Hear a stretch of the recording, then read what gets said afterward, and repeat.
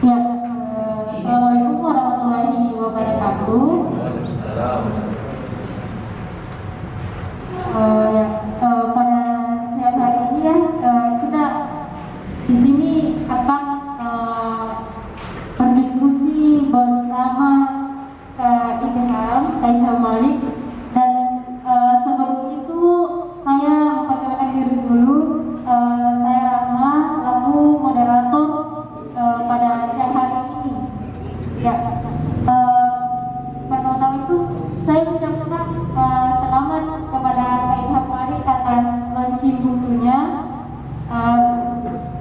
dan juga untuk launching buku kali ini tuh kita akan sekaligus membedah buku juga ya kayak ya, dan adapun pembedahnya itu dari kakak Kawiyamnya, Kak Subhan Usman dan Kak Ratila.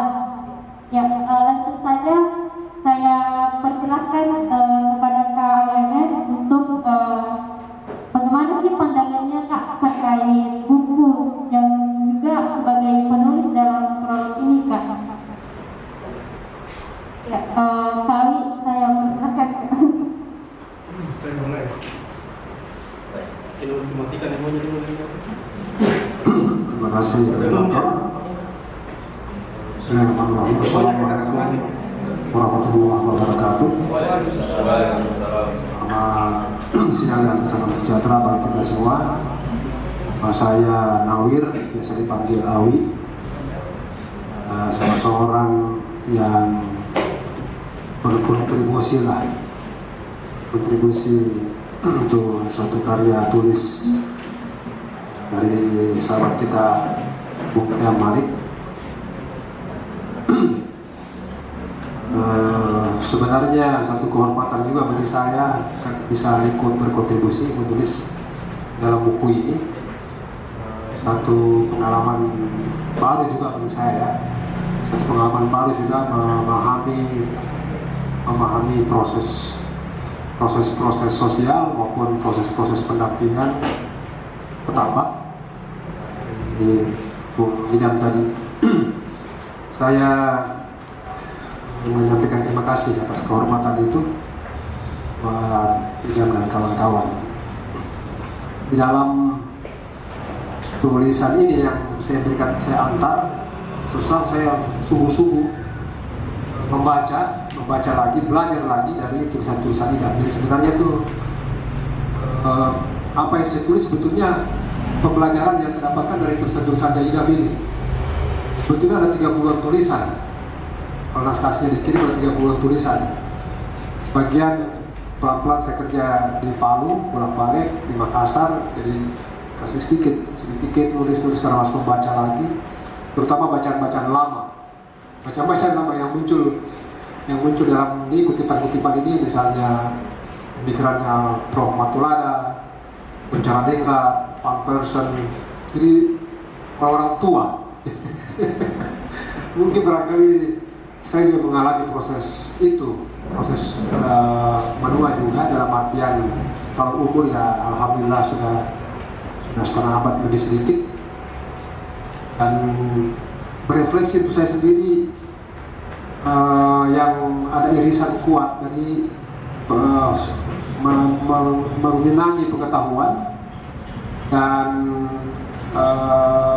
ada sedikit pengalaman lumayan panjang di bidang pemberdayaan atau pendampingan. Mengenal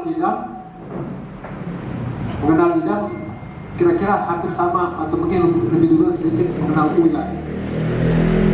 Ini ada Uya, pernah kita lama juga di Lente, ya, Raja Wali, sama ya begitulah.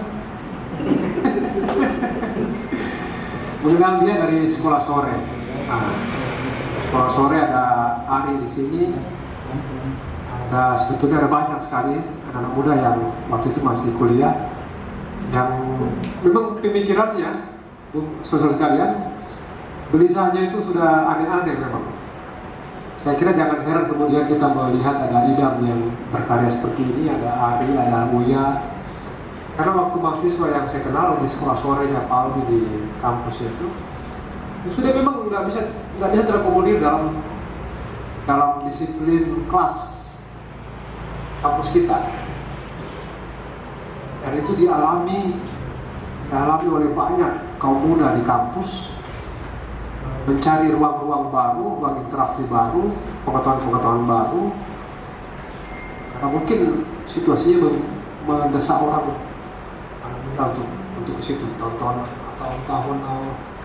2008 ya, 2007 sampai 2010 itu kuat sekali gejolak untuk keluar dari disiplin kelas, sehingga sebetulnya kita sudah memulai pendekatan transdisiplin.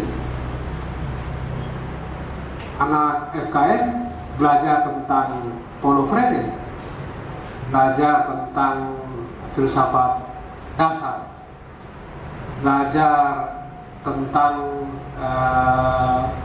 semiotika. Jadi sudah sangat transdisiplin sudah berlangsung itu, sehingga memang betul yang dikatakan oleh Yudi Latif, kebutuhan kita untuk jangka panjang itu pendekatan transdisiplin itu mendukung terbentuknya mental kreatif, inovatif, dan karakter yang kuat, yang sikap yang kuat berhadapan dengan pengetahuan, sehingga dia tidak reaktif, dia tidak reaksioner, dia selalu melihat itu dimensi, istilah Yudi Latif itu generalis. Dan satu dimensi itu tidak pernah tunggal. Kalau kita lihat misalnya gelas, di sini saja komponen sudah berapa ini kita bisa lihat, dari teknologinya, dari materialnya, macam-macam. Nah, ini model-model pembelajaran ini yang berkembang sekali, terutama pasca reformasi ya. Pasca reformasi, ketika memang kebebasan berekspresi, berorganisasi mengalami revitalisasi. Jadi memvitalkan kembali vital politik dari kebebasan ekspresi dan berorganisasi, sangat mendukung. Nah, di sini kemudian pendekatan NGO menjadi laku, laris, atau menjadi salah satu model yang diapresiasi oleh kalangan muda sampai di kelas-kelas belajar dalam kampus. Model pendekatan yang ditulis misalnya oleh Mansur Faki dan kawan-kawan itu yang cukup populer ya. Kalau Mansur Faki insist sebagian pemikiran-pemikiran di pendekatan pemberdayaan, atau istilahnya pendekatan pembelajaran kritis, critical education. Nah, ketika saya membaca ini, saya menemukan itu. Saya menemukan banyak sekali pendekatan critical knowledge, pengetahuan kritis, bahasa pengetahuan kritis dalam melihat persoalan sehari-hari dari tambang, atau mengkritisi secara lebih luas dari masalah perikanan itu. Nah, lalu saya mencoba untuk semacam menginstruksi beberapa pikiran-pikiran idam itu dengan meminjam istilah paradigma. Dari judul ini, judul awalnya tidak begini. Hanya karena saya tergoda sekali dengan kata perikiri. Terus terang saya sangat tergoda dengan perikiri, sampai saya googling itu, di mana bisa dapat perikiri? Ternyata itu antonim dari perikanan versinya idam. Maka saya klaim saja, saya tulislah perikanan dari perspektif pemberdayaan perikanan, pemberdayaan tambang dari perspektif perikiri. Maksudnya dari perspektifnya idam. Ya begitu. Karena ini tidak rahasia. Cuma idam yang paling paham di barat, di perikiri. Ya. Yang lebih menggoda ada kiri-kirinya. Wah, ini ada kiri-kirinya ya. Bukan kemarin ini kiri-kiri ya. Ini apa kiri-kiri? Perikiri. Ternyata itu yang disebut dengan paradigm itu sisi yang tersembunyi yang sama pentingnya dengan sisi yang mengemuka. Seperti misalnya kita yang konvensional ortodoks tangan kanan, sangat hari-hari kan, sangat populer dia kanan. Padahal kita punya kiri. Seperti kita punya otak kanan, ada otak kiri. Jadi oleh karena kita cenderung otoriter, maka kalau kanan saja, lupa pada yang kiri. Nah, ini misalnya ini gagasannya menyegarkan kembali bahwa ada kiri, ya, di samping kanan. Yang posisinya kalau di tubuh kita ini sebetulnya itu yang memandu kita seperti perahu. Kiri kanan ada pengarahnya. Lalu mengapa kita kemudian tidak bisa menjadikannya sebagai arah? Dua sisi yang menguatkan jiwa kita ketika kita bersosialisasi, bekerja, dan seterusnya. Di situ pembelajarannya.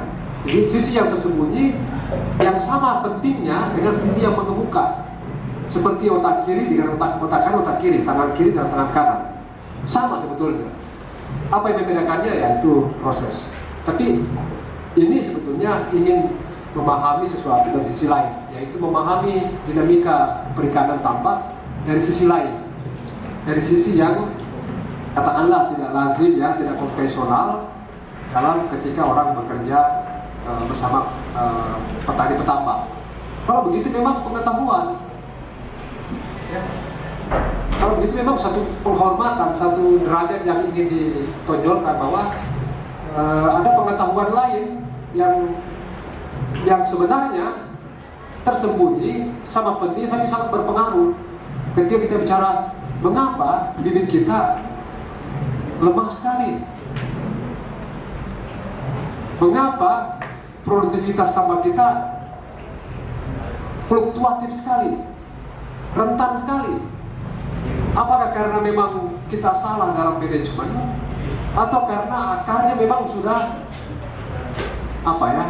akarnya misalnya bibit memang sudah salah sejak berpikir, sudah salah sejak berpengetahuan. Sudah salah sejak berpengetahuan. Karena selalu bibit itu gimana ya, sudah kita tergantung sama orang, sudah itu ini yang paling bagus, tapi enggak juga. Oke, bibit bagus, lalu lingkungannya lagi tidak cocok. Aduh, sudah lingkungan bagus, tidak punya lagi kompetensi yang cukup untuk menumbuhkan, misalnya mengadopsi model-model agribisnis dalam perikanan, pendekatan yang berbasis komunitas dengan pendekatan agribisnis. Nah, ini yang kerumitan ini yang coba yang cukup membantu kita ketika membaca buku ini.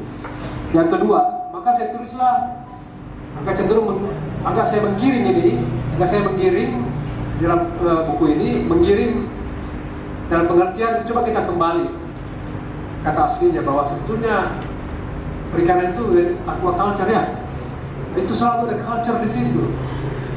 Kalau begitu dia sebuah karya budaya, ya, sebuah aktivitas budaya, sebuah ekspresi pengetahuan, budi, ya, akal budi dan rasa-rasa.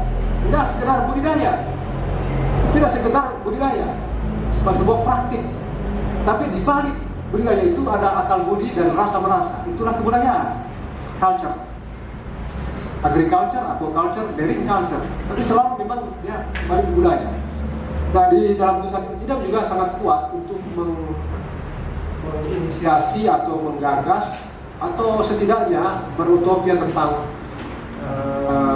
pentingnya ekologi, pendekatan ekologis dengan juga bersentuhan dengan kearifan-kearifan lokal ekologis dari pengalaman budaya yang pernah ada.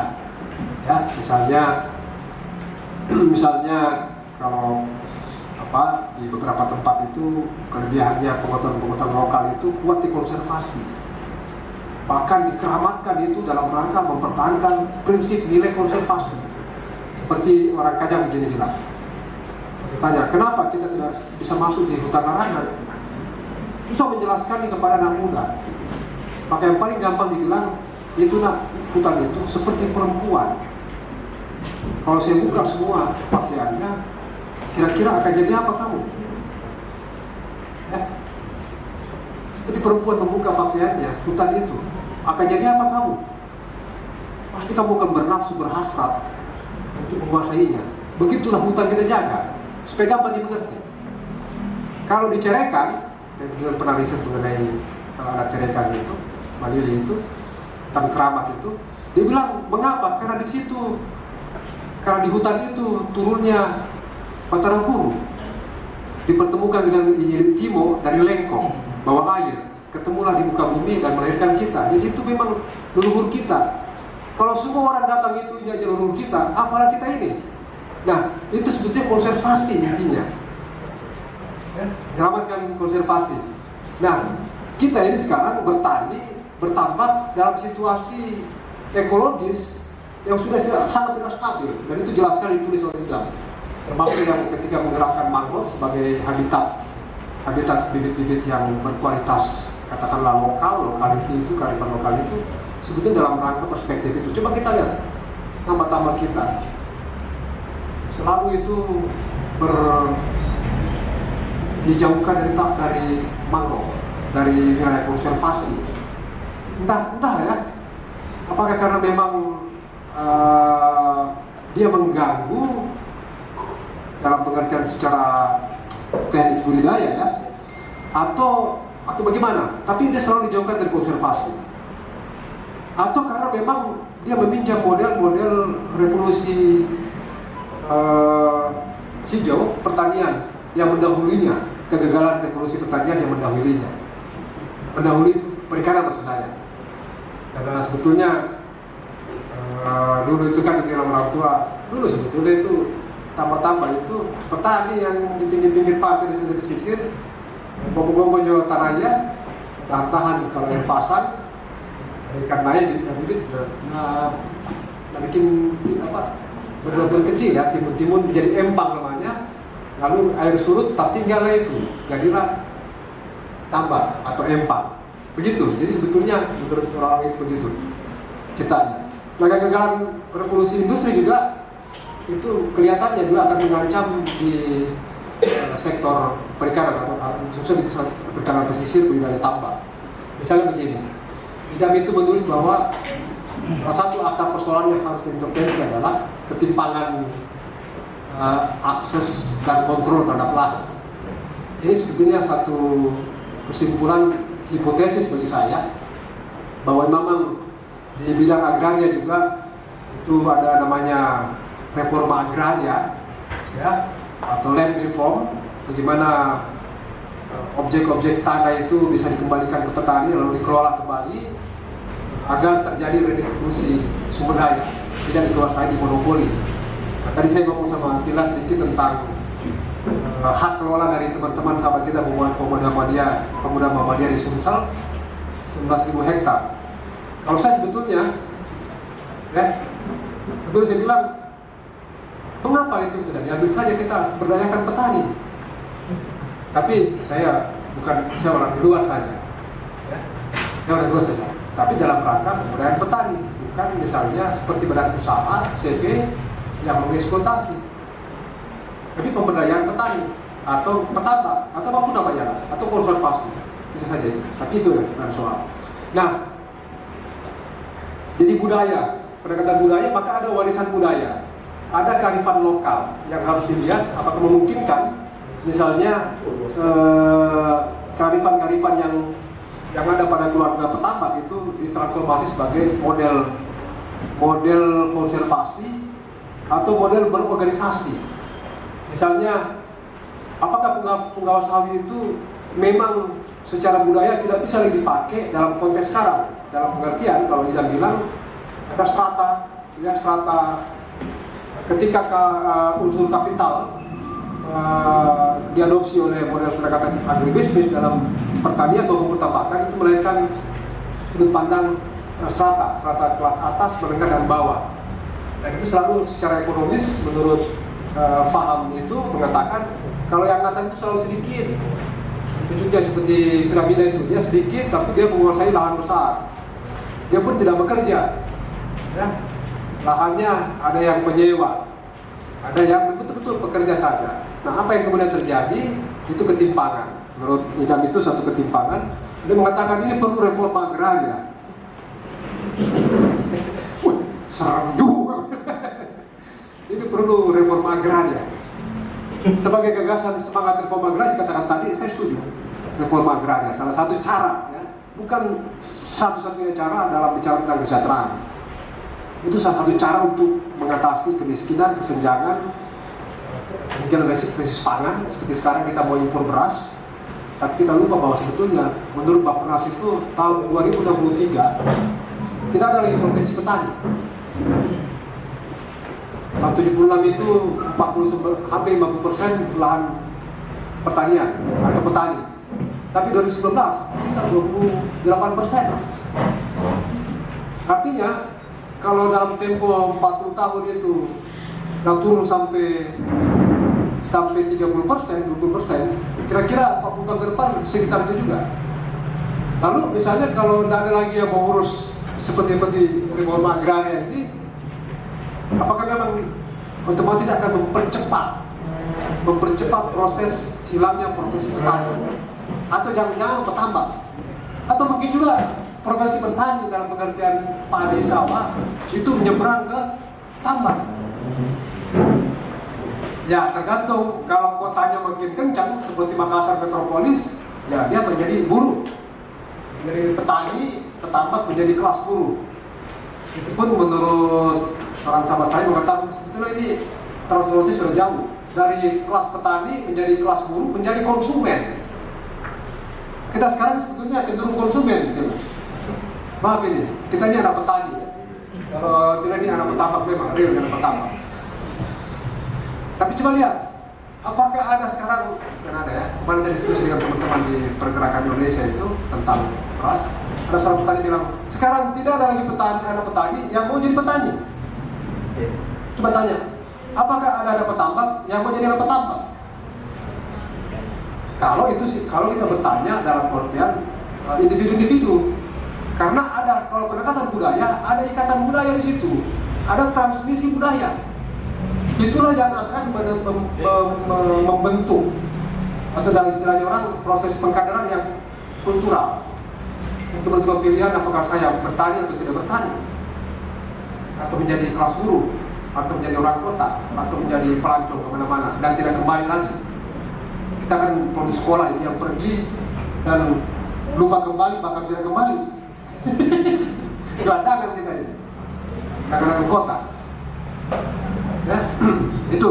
Jadi maksudnya kalau itu reforma agraria itu memastikan bahwa budaya pangan, kedaulatan pangan, khususnya di sektor perikanan dan perberasan, perpadian, mestinya itu strategi, yaitu strategi budaya. Strategi budaya, sekedar strategi politik. Betul memang bahwa pangan itu nggak harus beras. Beras, ada singkong, jagung. Tapi coba nih kita tiap hari tes buat nggak dalam satu minggu makan singkong saja. Saya ini sekarang mau makan singkong, mau makan yang kurang makan beras. Kadang-kadang rindu juga sama beras itu. Udah terlanjur ini. Nah itu. Lalu budaya berarti ada soal agribisnis, produktivitas, teknologi, aquaculture. Lalu berdaya. Nah ini sebetulnya ingin di share pengetahuan yang ada di dalam buku ini, bagaimana petambak itu berdaya. Tidak sekedar dia paham bahwa ada ketimpangan sumber daya, ada ketimpangan kepemilikan tanah misalnya, atau kesenjangan sosial, tapi juga dia berdaya karena dia punya kesadaran kolektif, ya, untuk berorganisasi, lalu mencoba hal-hal baru yang mungkin basisnya dia ekologis, sedikit ada unsur budaya, tapi juga ada ikatan kolektif organisasi dari model yang sistem dengan keramatan menjadi organisasi petambang, organisasi petani. Jadi dia macam, tapi itulah sebenarnya transformasi pengetahuan. Lalu, nah pertanyaan-pertanyaan yang menggoda ini dari Bung Idam soal tadi redistribusi sumber daya agraria, kemudian revitalisasi pengetahuan ekologis dan pemberdayaan kelompok organisasi. Saya kira itu saja dari saya, nanti kepanjangan. Masih ada dua sahabat kita yang akan mengapresiasi. Saya kembalikan ke moderator. Terima kasih. Ya, jadi itu tadi pandangan dari Kawi. Terima kasih banyak ya Kawi. Selanjutnya itu pembicaraan selanjutnya itu Pak Subhan Utsman yang akan mengungkapkan pandangannya soal buku ini. Ia juga yang menulis pilot dalam buku ini. Kak Subhan Utsman, saya persilahkan Kak. Halo. Oke, Assalamualaikum warahmatullahi wabarakatuh. Saya sebenarnya orang yang lebih suka menulis ketimbang bicara di depan umum kayak begini. Iya, jadi ini naskah sudah cukup lama ya. Pertama saya terima tahun lalu itu persis sebelum coronavirus gitu. Dari proses selama itu sebenarnya ya, jujur saya bilang ke Idam berkali-kali bahwa ini masih bisa dibuat lebih lengkap lagi gitu, lebih tertata dan sebagainya.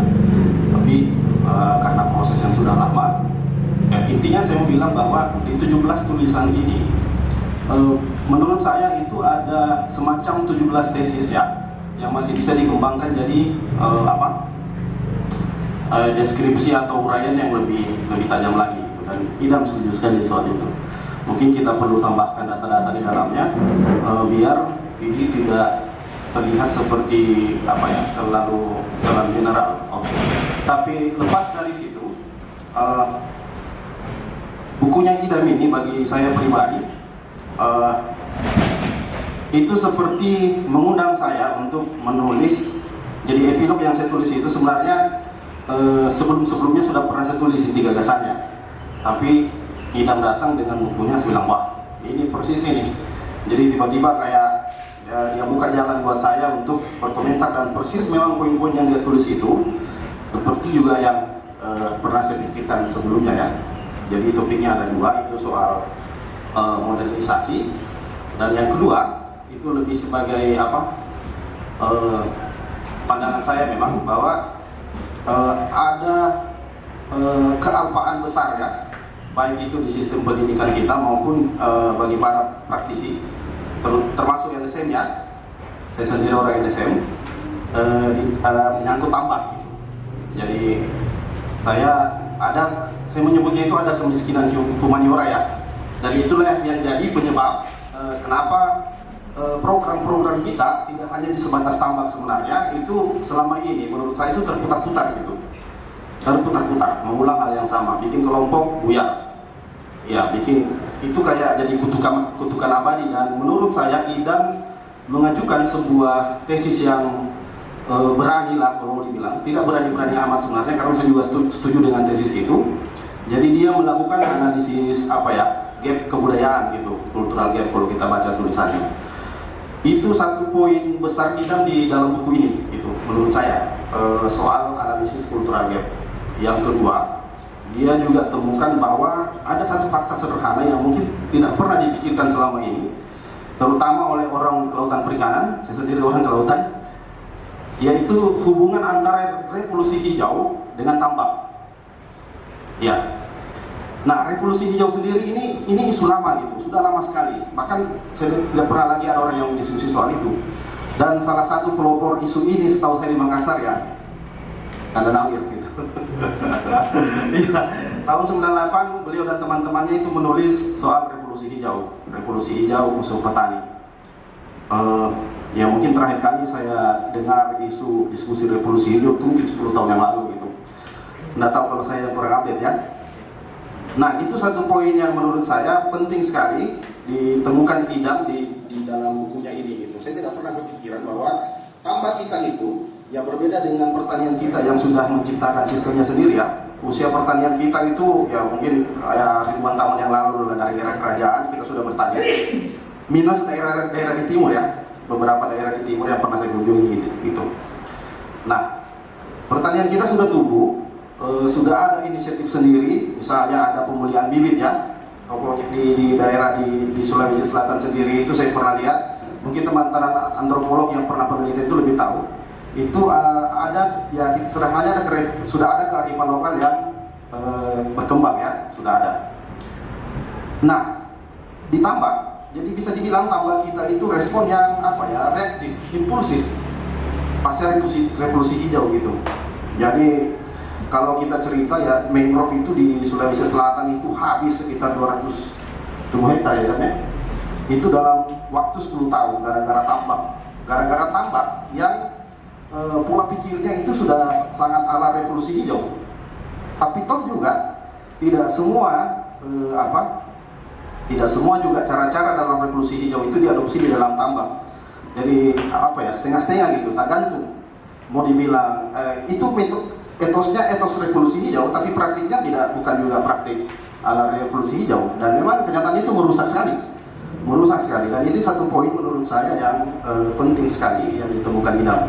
Selain yang pertama soal dia banyak bicara soal struktur sosial, dan itu ya menurut saya setidaknya dalam sepanjang pengalaman saya itu jarang sekali dibicarakan di program-program, mau itu pemerintah mau dan non pemerintah, yang tujuannya mau memberdayakan tambak gitu. Jadi ada satu hal besar, Idam bilang misalnya di Pindrang ini cuma satu contoh, itu ada disparitas pemilikan lahan yang besar sekali. Yang kedua, sudah disparitasnya besar sekali. Yang kedua, dividen share-nya itu juga timpang sekali. Si pemilik lahan dapat 90%, si pekerja tambak cuma dapat 10%. Gitu. Nah, bagaimanalah pelatihan itu mau masuk diadopsi? Kalau rupanya, ya, ngapain saya jadi pekerja tambak? Ngapain saya pakai ini cara-cara baru? Kalau tahu juga saya tidak punya akses, tidak punya kontrol. Dan di satu sisi si pemilik tambak karena bagi keuntungannya dia besar sekali porsinya 90%, dia bilang ngapain juga saya adopsi ini sudah cukup dengan untung sedikit dari banyak kan, sedikit kali banyak kan banyak ya gitu. Ini tidak pernah disentuh, dan memang saya pikir jatuh-jatuhnya ya redistribusi lahan gitu, redistribusi kepemilikan lahan. Dan kalau diperhatikan ya, Idam ini menulis secara acak, maksud saya acak itu betul-betul pada saat pulang dari lapangan dia nulis, jadi kayak diari yang dibikin lebih ilmiah dan lebih tertata gitu. Nah, dia menulis acak, dan dari 17 tulisannya itu ada 2 gagasan yang memang berulang-ulang saya perhatikan. Pertama bicara soal struktur sosial, dan rekomendasinya adalah redistribusi lahan. Kalau mau dibilang ya reformasi agraria, berat-berat juga ya. Dan yang kedua, ya itu soal revolusi hijau itu yang saya menganggap itulah benang merahnya Idam di buku ini gitu. Ya sampai 4-5 tulisan dia mengulang itu gagasan yang sama dengan dari judul yang berbeda. Nah, poin yang kedua ini lebih ke saya sendiri. Nah, pembicaraan seperti ini itu saya sudah jadi anak lautan itu 20 tahun. Itu jadi orang LSM sekian tahun ini yang absen menurut saya gitu, alfa dalam pembicaraan kita. Jadi ya menurut saya wajar-wajar saja ketika ya program itu seperti saya menulis itu seperti kisah Sisyphus ya, yang dikutuk gitu, dikasih batu dia gelinding lagi ke atas, melakukan hal yang sama berulang-ulang gitu. Jadi saya rasa gitu rekomendasinya Idam soal reformasi agraria, meskipun itu tentu masih bisa diperdebatkan, tapi sejauh ini saya rasa itu yang memang harus dilakukan, dan itu persis yang alfa bahkan untuk segera dibicarakan di program-program pengembangan tambak. Dan yang ketiga maksud saya satu topik tulisan yang membuat saya ini yang persis seperti yang saya bayangkan juga ya. Ya saya ini sama Idam ini kan kayak satu seperguruan gitu di bawah bimbingan Kak Namir juga, toh. Tapi saya kaget bahwa dia menulis ini topik-topiknya tajam di beberapa bagian, dan meskipun menurut saya ini masih bisa dikembangkan gitu. Poncan lain. Jadi satu lagi yang seperti melengkapi semua topik-topik tadi itu, ini soal dia mengkritik sistem pendidikan gitu. Sistem pendidikan kita ini topik yang besar sekali dan juga sempat saya perhatikan ya. Makanya saya langsung mengambil tulisannya Romo Heri Priyono almarhum ya, soal yang dia sebut sebagai gerhana humaniora gitu. Dan bahwa di Indonesia itu mungkin selama 30 tahun itu selama 32 tahun lah kira-kira ya, kita tahu lah itu era apa ya 32 tahun itu, ilmu sosial itu memang dikebiri habis-habisan. Sampai saya pernah dengar, saya lupa artikel apa yang bilang, ilmu sosial di Indonesia selama 32 tahun itu sudah diciumkan menjadi tidak lebih, ini mungkin agak berlebihan tapi benar ya, diciumkan menjadi sekadar ilmu demografi gitu. Nah, persis saya kira inilah titik temunya dengan Alpanya itu analisis atau ansos lah di dalam program-program ya.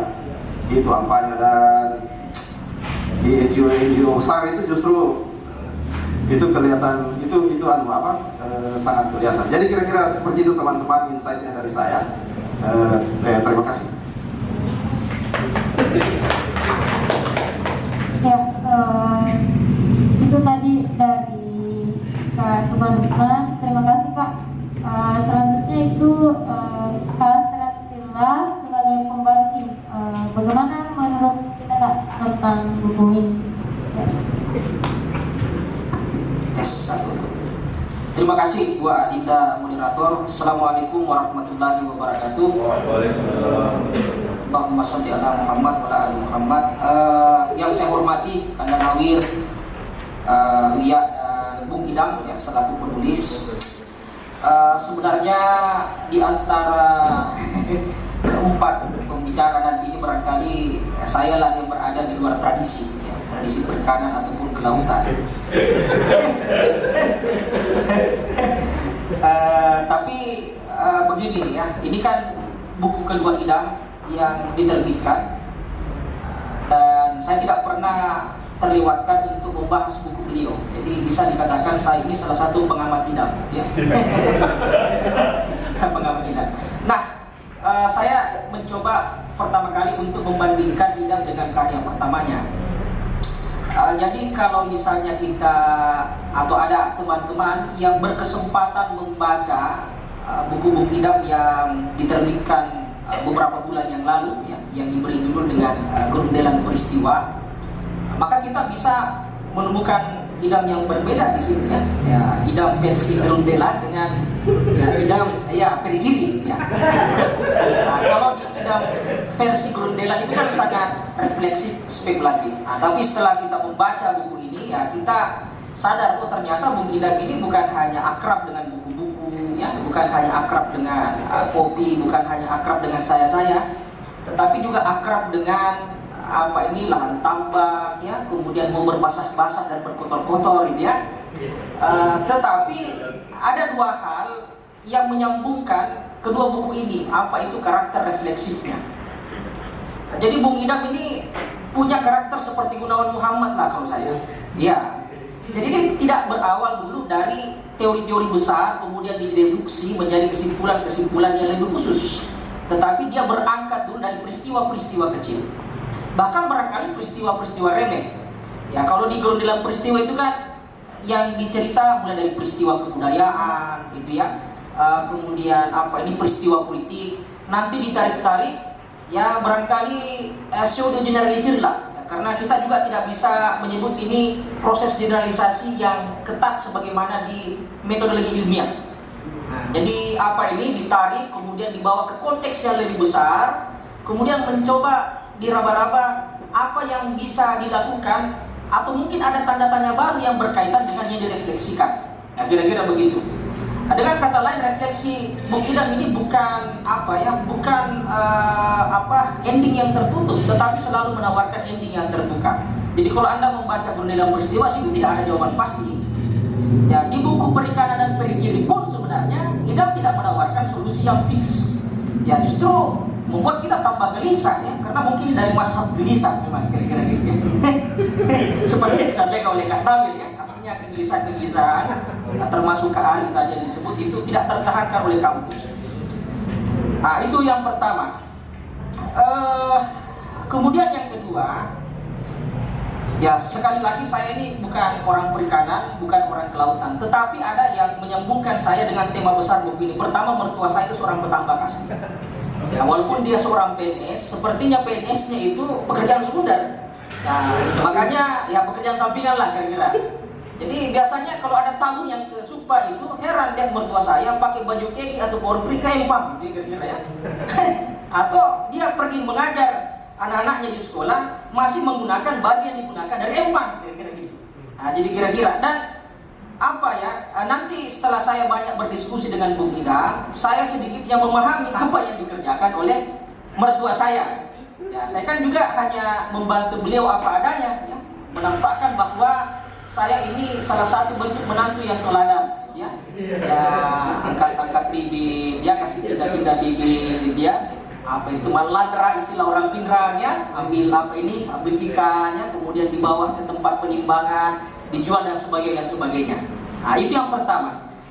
Kemudian yang kedua, yang menyambungkan saya dengan topik besar buku ini itu adalah perspektif yang digunakan. Jadi perspektif yang digunakan ini adalah perspektif kritis. Jadi Kanawir itu kan di pengantarnya sudah apa ini, sudah sangat dengan saklek menggambarkan itu. Jadi seakan-akan Bung Idam ini apa ya berupaya agar para penambak itu memiliki kesadaran baru, bukan apa ya, bukan kesadaran yang sudah diwariskan turun menurun. Ya, kalau dalam istilah Paulo Freire itu yang disebut dengan istilah kesadaran kritis. Nah, kalau kesadaran kritis itu kan artinya semua problem sosial, problem ekonomi itu tidak diasalkan dari hal-hal yang sifatnya supranatural dan tidak berasal dari individu per individu.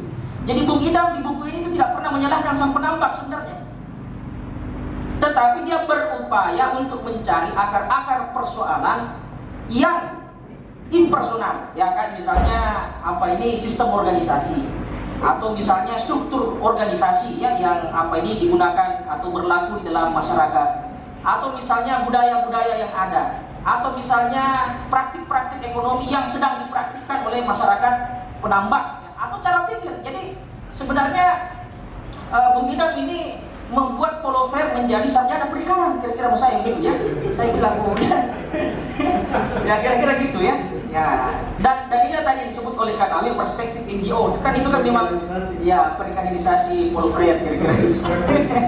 Ya, tapi memang apa ini yang pernah disebutkan oleh Paulo Freire itu dalam pendidikan kaum tertindas, kemudian nanti direproduksi oleh teman-teman seperti Mansur Faki ya di buku pendidikan populer, itu bisa digunakan untuk melakukan penyadaran, pendampingan dan pemberdayaan ya di semua sektor ya, apakah di sektor perdagangan mungkin, UMKM ataupun pertanian ataupun perikanan. Nah, jadi itu barangkali yang menyambungkan saya dengan tema besar buku ini. Kemudian yang ketiga, saya pun sebenarnya secara akademik ini antitesis dari Bung Idam ya. Nah, kalau misalnya Bung Idam itu berurusan dengan budidaya, ya saya secara akademik itu anti budidaya kira-kira ya. Ya geologi pertambangan kan. Jadi kalau misalnya Bung Idam ini itu ya. Jadi kalau misalnya Bung Idam ini berurusan dengan memperbanyak sesuatu yang awalnya sedikit, kalau saya limpir memang ya, artinya dibabat semua kemudian digali. Tetapi begini, ada satu kata kunci yang menurut saya ternyata bisa menjembatani antara perspektif budidaya dengan perspektif anti budidaya. Dan kata itu cukup sering digunakan oleh Bung Idam dalam buku ini. Apa itu produktivitas? Jadi kalau kita membaca buku ini ya, Bung Idam ini kan masih bermimpi.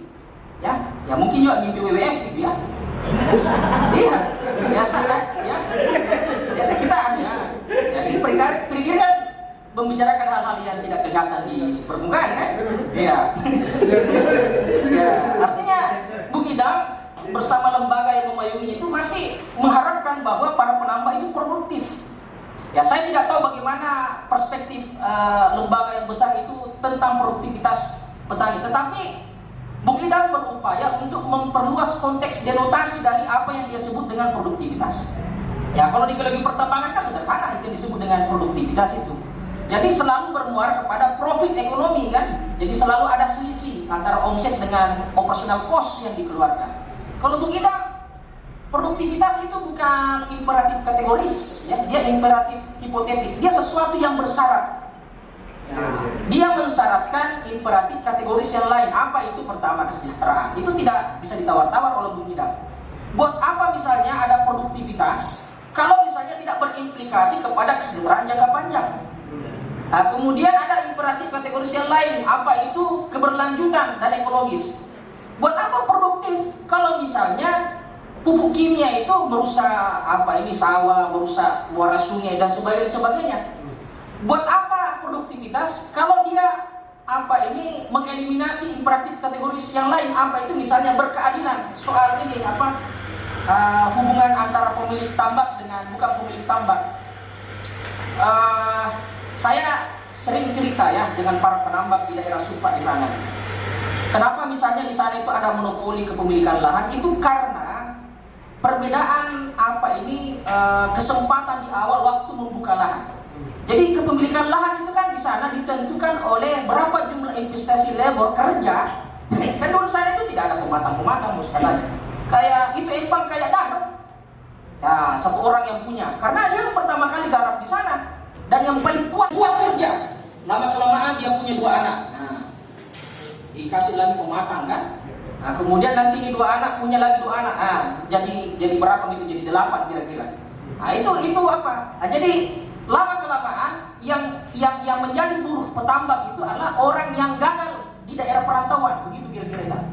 Jadi ada saudaranya dulu ini yang menggarap ini lahan yang besar itu, pergi ke Kalimantan. Kan banyak ini orang Supa itu di Kalimantan, pergi usaha telur penyu kan.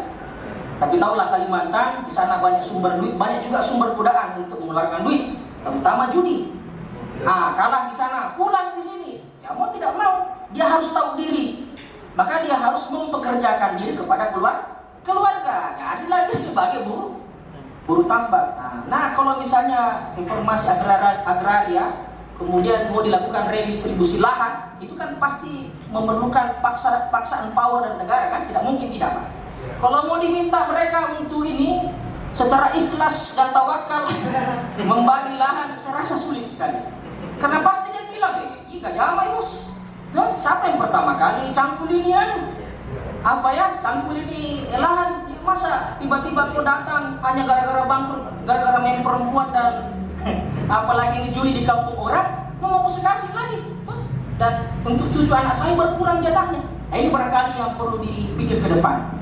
Dan saya rasa kalau itu mau dilakukan ya tidak bisa hanya dengan menggunakan pendekatan politik kekuasaan. Mesti menggunakan pendekatan kebudayaan.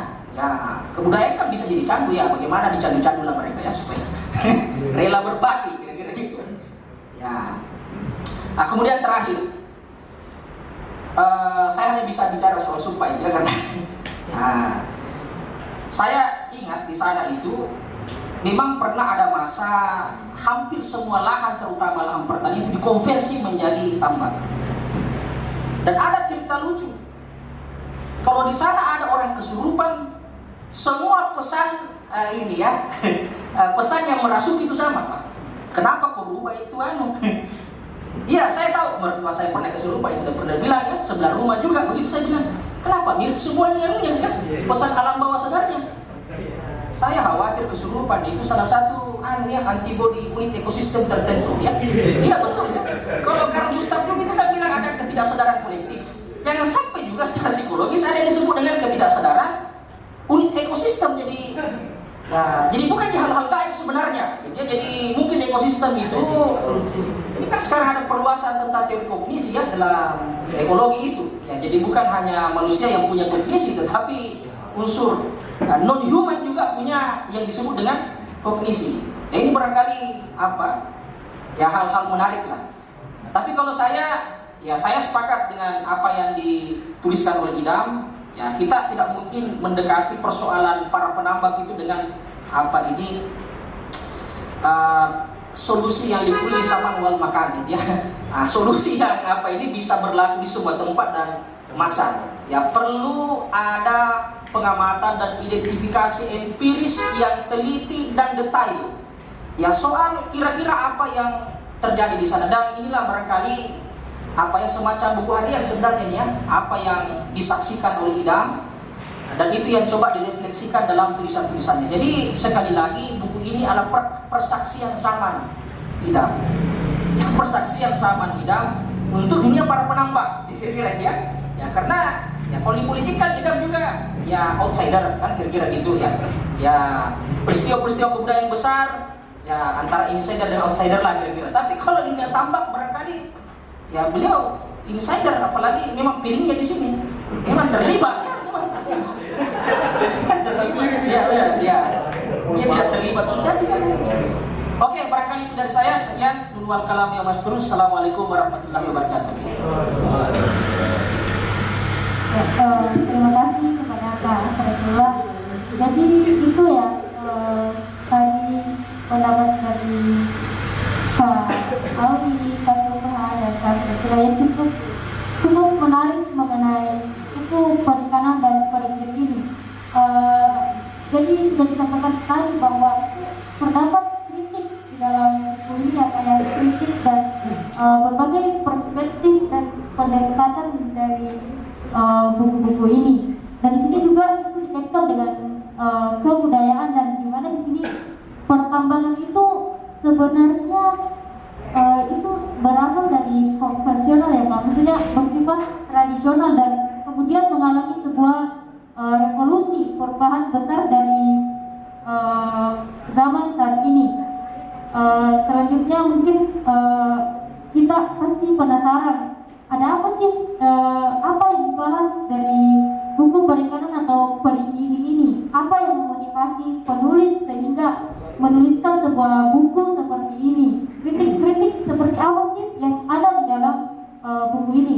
Jadi langsung saja mari kita dengarkan penuturan penulis terkait proses penulisan buku ini. Mungkin saya persilakan kepada Kak Ilham untuk menuturkan Kak. Terima kasih adik moderator. Pertama saya ucapkan banyak terima kasih kepada dua orang senior yang telah membantu mengandung sampai melahirkan karya perikanan dan negeri. Ya, jadi proses pembuatan buku ini selama 2 tahun ya, mulai dari saya menulis dan sampai diedit sama senior. Jadi saya menyerahkan naskah ini ke 3 orang. Jadi memang sebenarnya ke 3 orang ini sudah saya serahkan. Kasra juga saya serahkan naskah ini untuk dibaca-baca. Dibaca-baca. Nah, jadi memang betul seperti yang disebut sama Kak Uya bahwa tulisan ini sebenarnya kayak ibaratnya reflektif ya, reflektif. Ketika saya kembali dari kegiatan perikanan yang merupakan program pekerjaan saya dalam hal ini di program Aquaculture Indonesia, terus duduk-duduk di warkop dan kadang-kadang sambil cerita sama senior-senior, sebenarnya saya lagi berpikir juga sambil mengerjakan. Artinya tulisan buku ini ibaratnya semacam pelarian dari kerja-kerja laporan yang cukup berat, cukup ini melelahkan pikiran, karena apa yang kita kerja itu kadang-kadang tidak ada ujungnya gitu. Dan apa yang kita kerja itu istilahnya seperti Sisyphus tadi ya, seperti gejala Sisyphus tadi, bahwa ketika kita sudah mengangkat batu ke atas itu menggelinding kembali. Artinya program-program yang kita upayakan dalam hal ini saya sendiri, jadi ini otokritik juga bagi saya ya, dan juga bagi teman-teman juga sebenarnya di LSM. Artinya banyak kegiatan-kegiatan kita itu yang pendekatannya terlalu perikanan mungkin. Pendekatannya terlalu perikanan sehingga tidak menyasar persoalan-persoalan dasar yang ada di masyarakat tambang.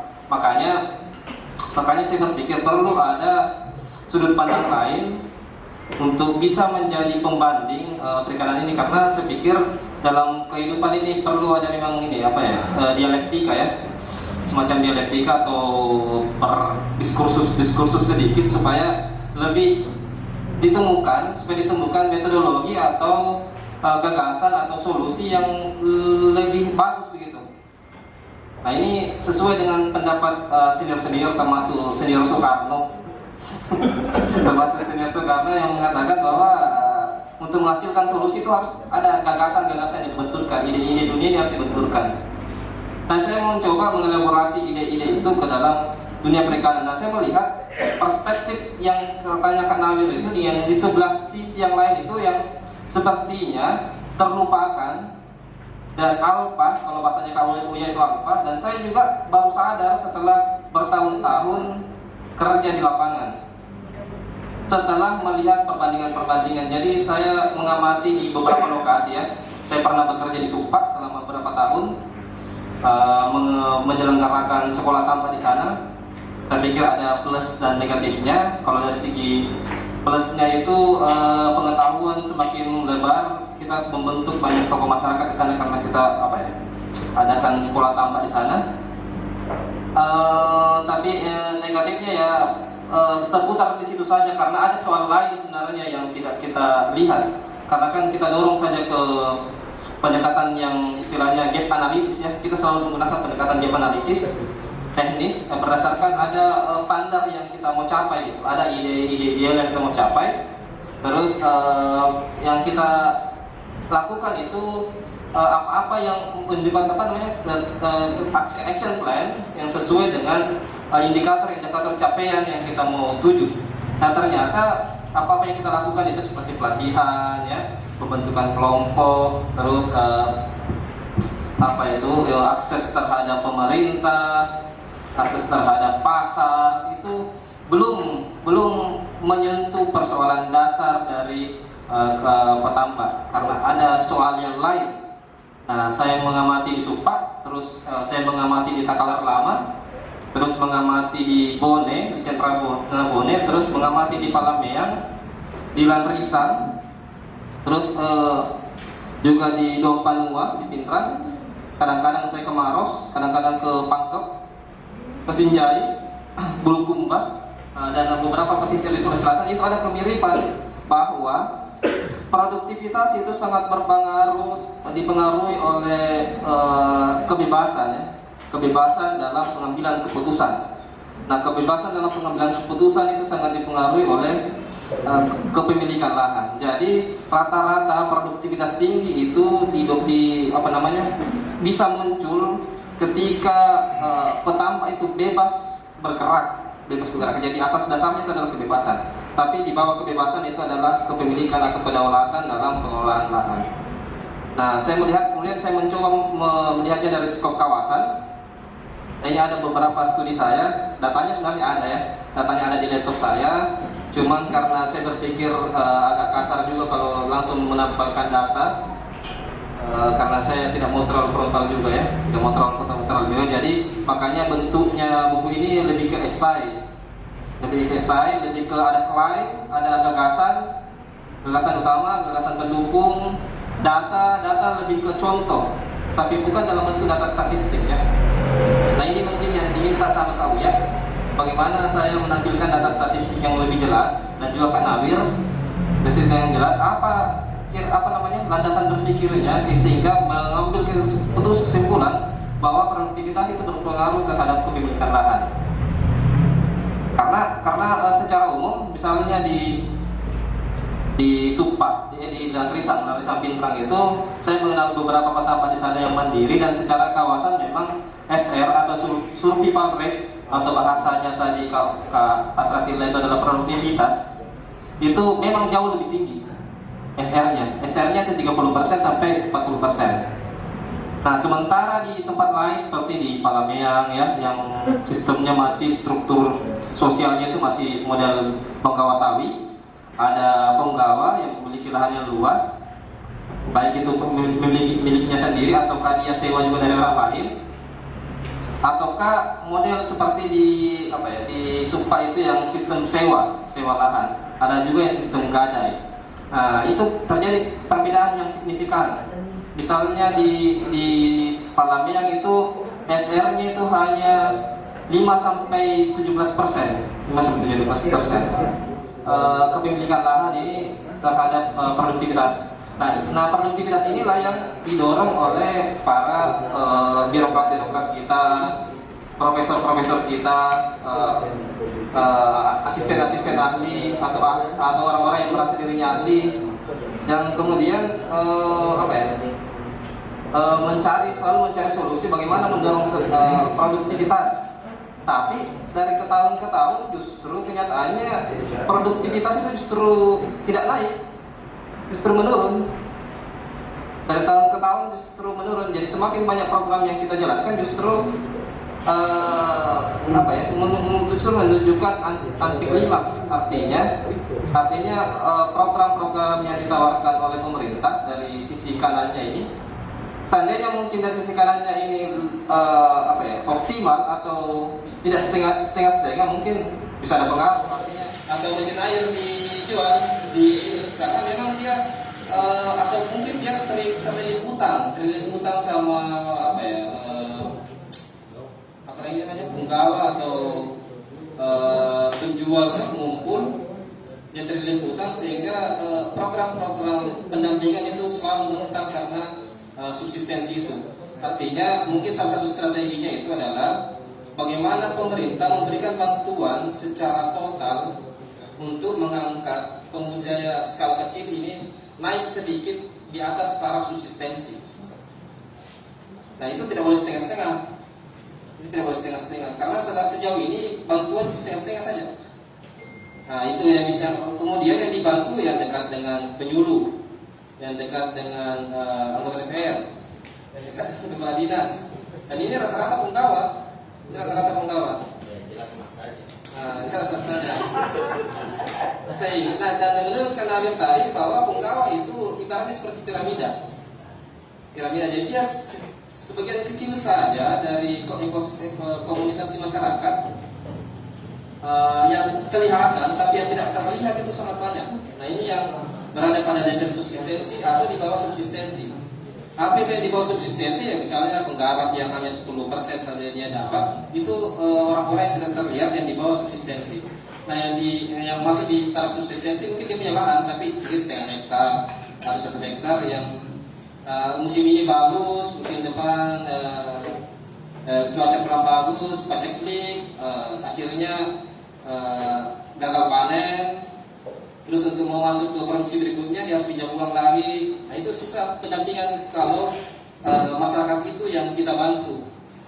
Agak susah pendampingan karena selalu mau mencari cara untuk mengamankan posisi konsumsistensi. Dan ini program-program itu sebaiknya menyasar yang ini, orang-orang ini. Makanya perlu ada pendataan ekonomi yang jelas bahwa yang dibantu itu adalah orang-orang yang di bawah subsistensi. Itu poinnya. Dan saya pikir masih banyak poin-poin yang lainnya. Tinggal teman-teman bisa beli saja ya kalau mau lebih jelas. Karena saya tidak bisa bahasnya satu-satu nanti sampai jam 12 malam. Oke, terima kasih. Dan wassalamualaikum warahmatullahi wabarakatuh.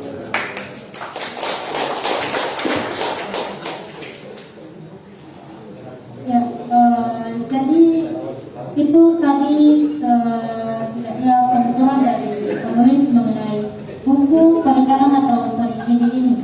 Dan selanjutnya mungkin yang hadir di sini pada buku kali ini mungkin ada yang ingin dipertanyakan.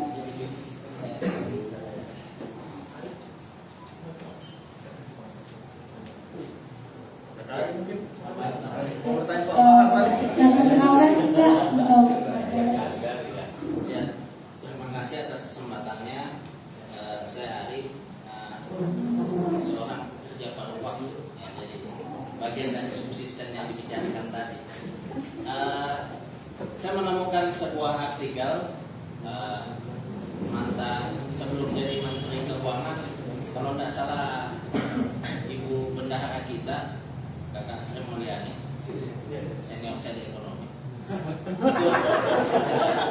menyatakan bahwa lebih dari 20 tahun nilai ekspor Indonesia itu tidak berubah. Itu artinya apa? Baik nilai maupun volume itu tidak memiliki nilai tambah. Nah, tadi karena bicara produktivitas kan itu hanya kuantiti saja. Kita belum berbicara tentang kualitas, nilai tambah apa dari tambak yang mau kita arahkan perkembangannya, baik strategi jangka pendek maupun jangka panjang untuk mengeluarkan petani dari hidup yang subsisten ini. Satu. Kemudian yang kedua, yang perlu dipahami tentang kemiskinan.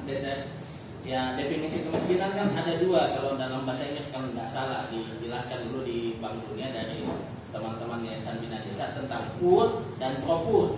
Ada orang yang suka dengan kutukan kemiskinan dan ada orang yang ingin merangkak dari jurang kemiskinan. Pemerintah tidak pernah punya pemilahan data yang jelas tentang dua kategori ini. Itu jadi agak susah ketika kita mau memberdayakan. Nah, orang itu suka memang dibantu untuk menunggak atau untuk menghilangkan dua di modelnya. Karena pengalaman saya dulu di desa, ketika dana bergulir diberikan semakin banyak, pada akhirnya itu akan macet. Kenapa? Karena yang kelola itu orang pintar, dan orang pintar itu rata-rata tidak tahan banting untuk melakukan usaha yang terus-menerus dan kecil. Jadi dia mau putar, ternyata salah pincang, macet, menunggak. Dan itu rata-rata yang jadi persoalan di situ. Kemudian tentang sistemasi sampai ke hubungan kurikulum, memang disinggung juga bahwa relevansi antara kurikulum ini tidak jelas. Pendidikan kita itu mau menguatkan pro rakyat atau pro pasar. Kalau memang pro pasar harus dijelaskan bahwa hulu dan hilir itu diselesaikan. Tapi ternyata kan sejak zamannya Habibie, satu-satunya yang selesai sejak konsep dan masih bertahan itu Batam. Dan interkoneksitas hulu hilirisasinya itu bisa diselesaikan. Nah, persoalannya di sosial. Kalau persoalannya misalnya tambak, sebenarnya kapasitas produksinya itu memadai untuk ekspor atau tidak? Karena kalau konsumsinya ini untuk domestik atau luar negeri, untuk perikir ini mau diarahkan. Kalau memang untuk ekspor dan misalnya Eropa, maka eco-labeling yang diungkapkan di buku itu tadi memadai. Tapi kalau hanya untuk orang Jepang, untuk kapasitas ya sajian makanan ringan di penambah sushi, untuk penambah tongkol tuna cakalang, itu perlu lagi. Karena ada satu artikel juga yang saya dapatkan yang kebetulan agak mirip dengan ya penelitian saya, bahwa ekspor udang Indonesia pada tahun 2010 kalau nggak salah tinggi, daya saingnya tinggi, namun ditolak di pasar Amerika karena mengandung bahan kimia. Itu jadi kerugian pada akhirnya. Kalau memang pemberdayaannya tadi dibilang oleh Bung Idam setengah hati, itu pada akhirnya akan mengakibatkan kerugian. Sama seperti bawang endrekam yang di tengah laut itu harus dibuang karena kandungan kimianya. Jadi ongkos produksi kalau dikasih kembali lebih mahal, jadi lebih baik kontainernya dibuang di tengah laut saja. Nah, ini kondisi yang maksud saya, kalau skemanya memang mau diarahkan ke pasar, hulu dan hilirnya itu harus selesai. Tapi kalau hanya untuk sekedar domestik saja, misalnya kan kalau cerita tentang tambak di Cirebon itu kan awalnya memberikan nilai tambah saja, bagaimana sebuah kota lewat dakwah itu lewat kebun kan, udang-udang yang kecil itu. Nah, kalau tradisi seperti itu misalnya ditemukan di Sulawesi Selatan, yang saya pahami tradisi pesisir itu adalah tradisi yang kalah. Karena pada saat Raja di Jeneponto itu menemukan akhir dari tanah yang kurang subur, dia akhirnya memerintahkan rakyatnya untuk melaut. Jadi ada kapasitas produksi yang ingin ditambah untuk memenuhi kebutuhan pangan.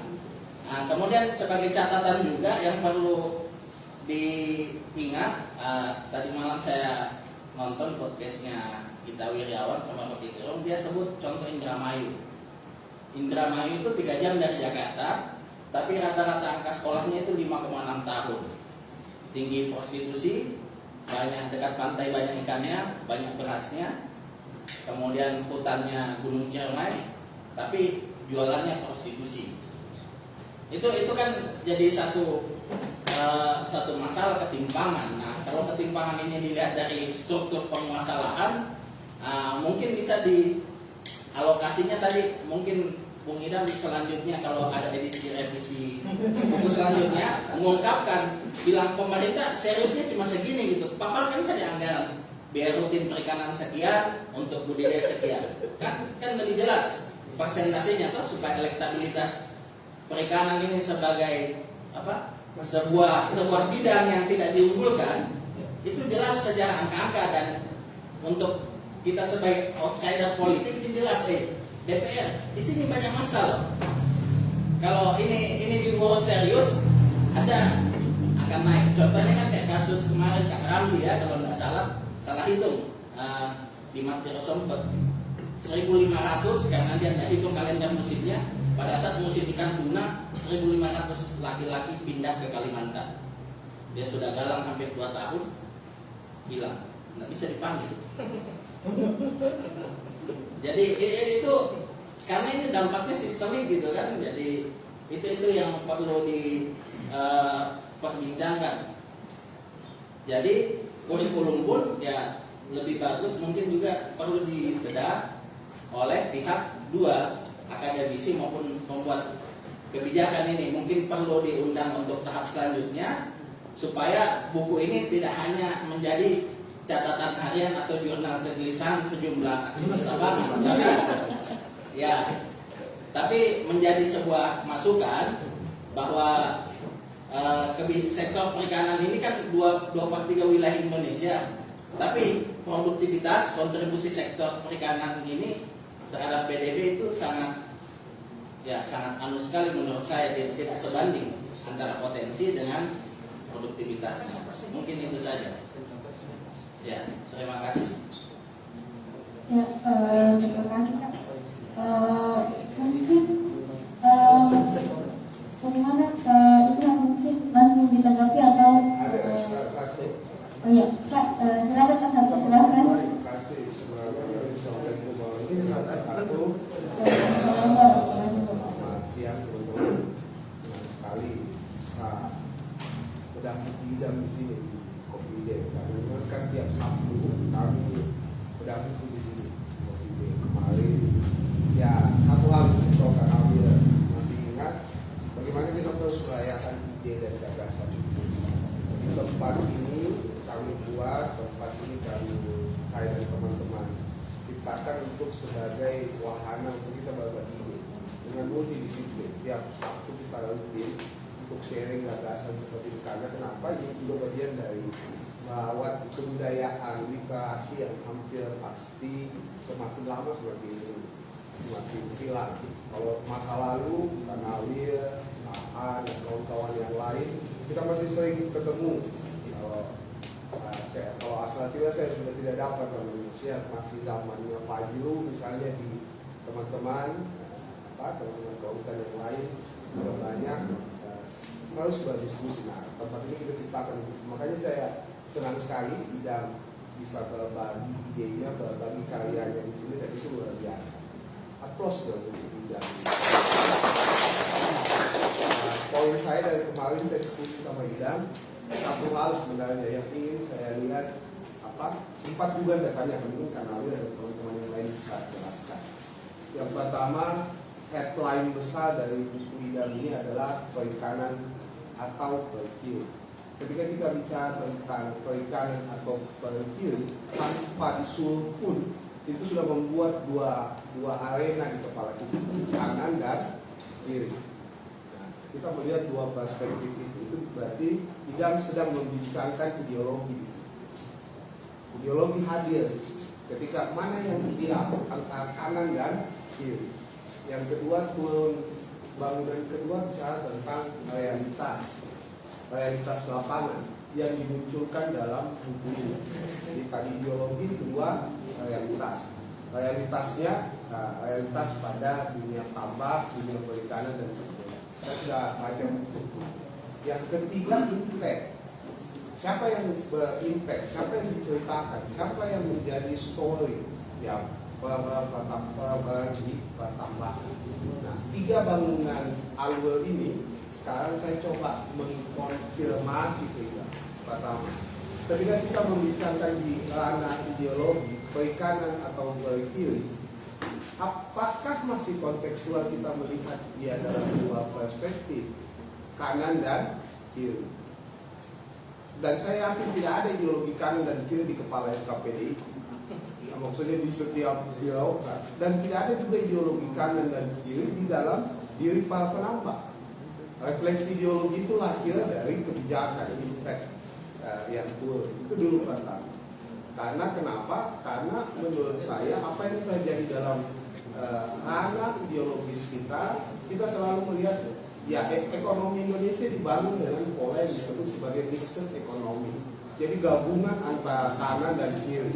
Makanya ketika dia bicara tentang kanan, itu bicara tentang rumusan kebijakan yang sifatnya prosedural, bahwa ada usulan itu kemudian dimasukkan ke SKPD untuk mendorong apa yang disebut sebagai impact-nya pemberdayaan atau pengembangan dari usaha konservasi. Disitulah pemerintah dalam ranah prosedural.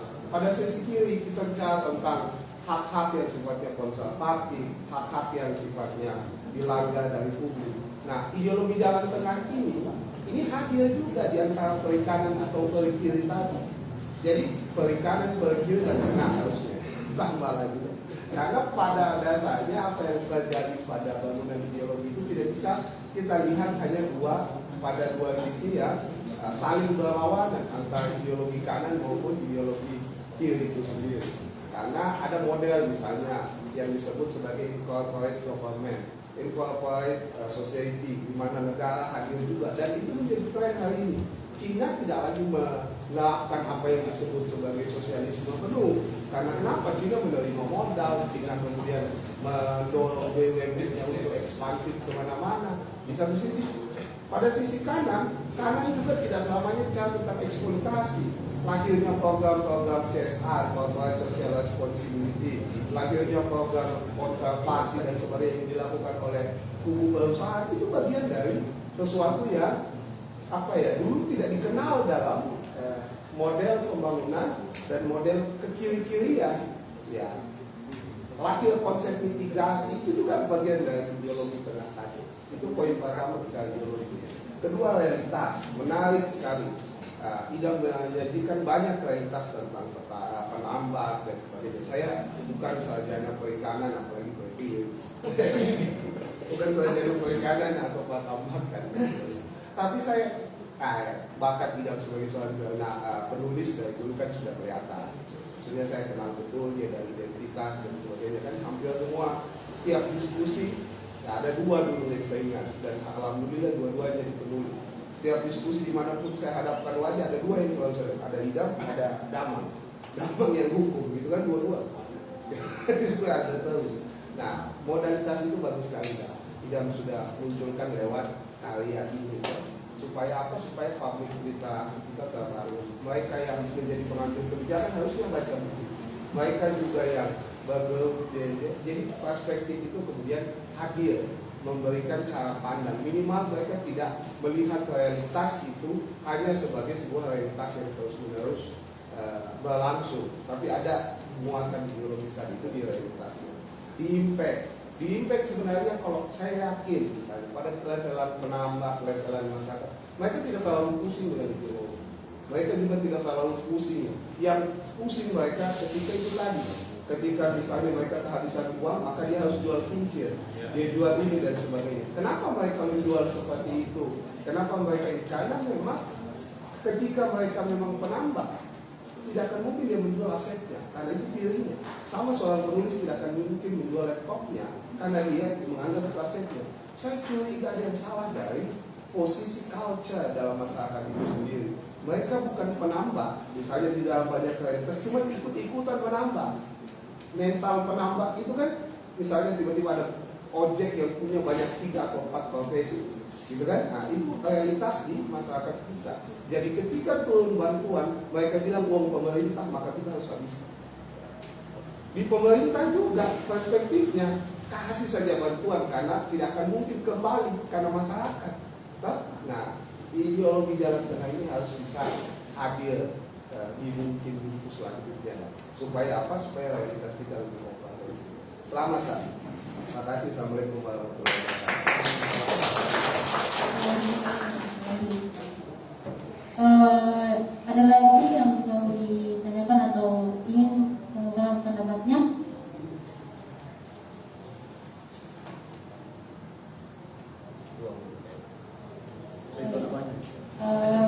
Ya,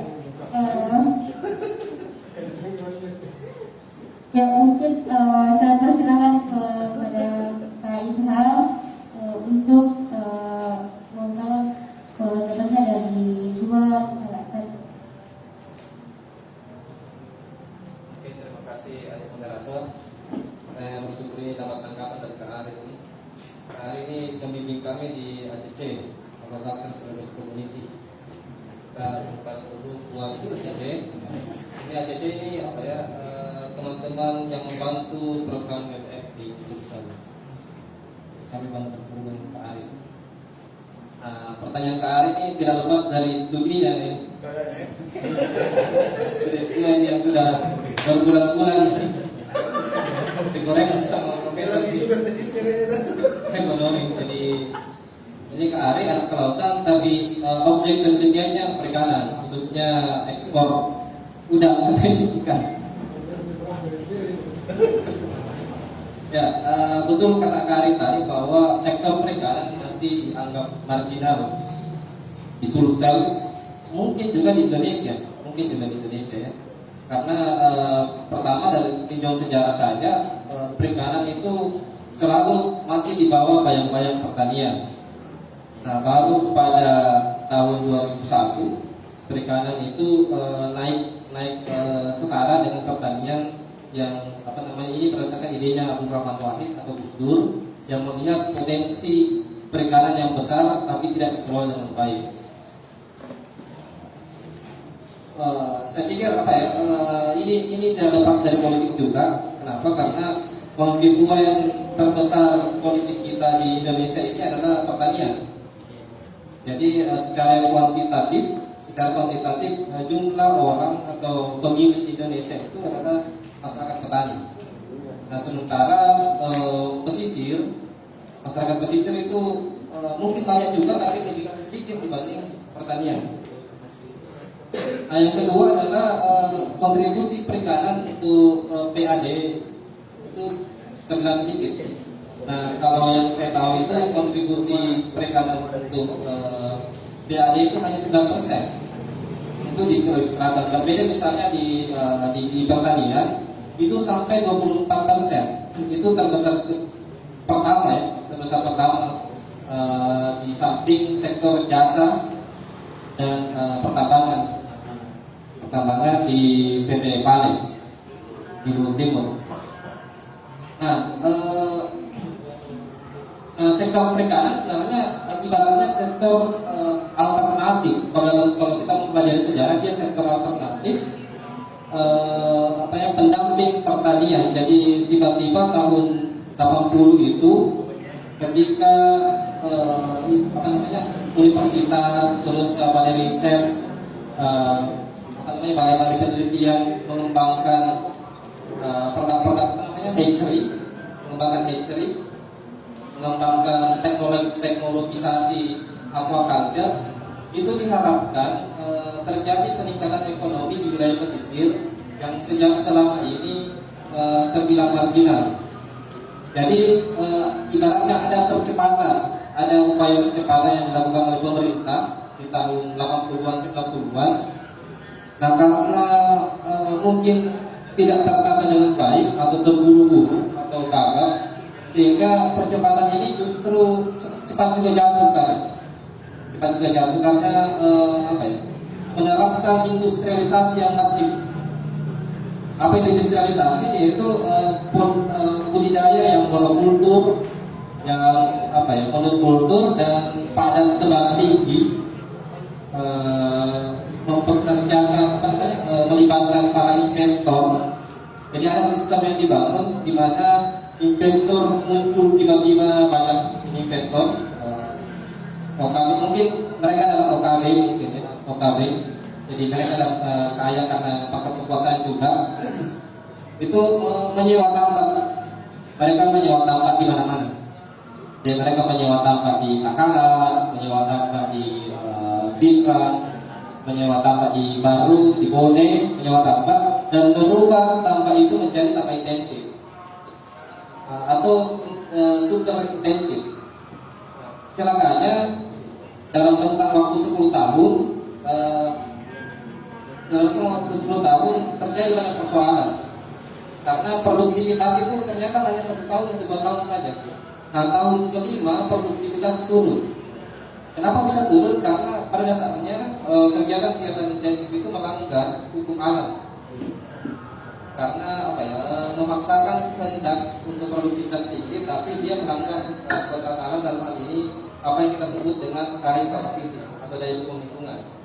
Sehingga akumulasi antibiotik, akumulasi pestisida, akumulasi pakan yang tidak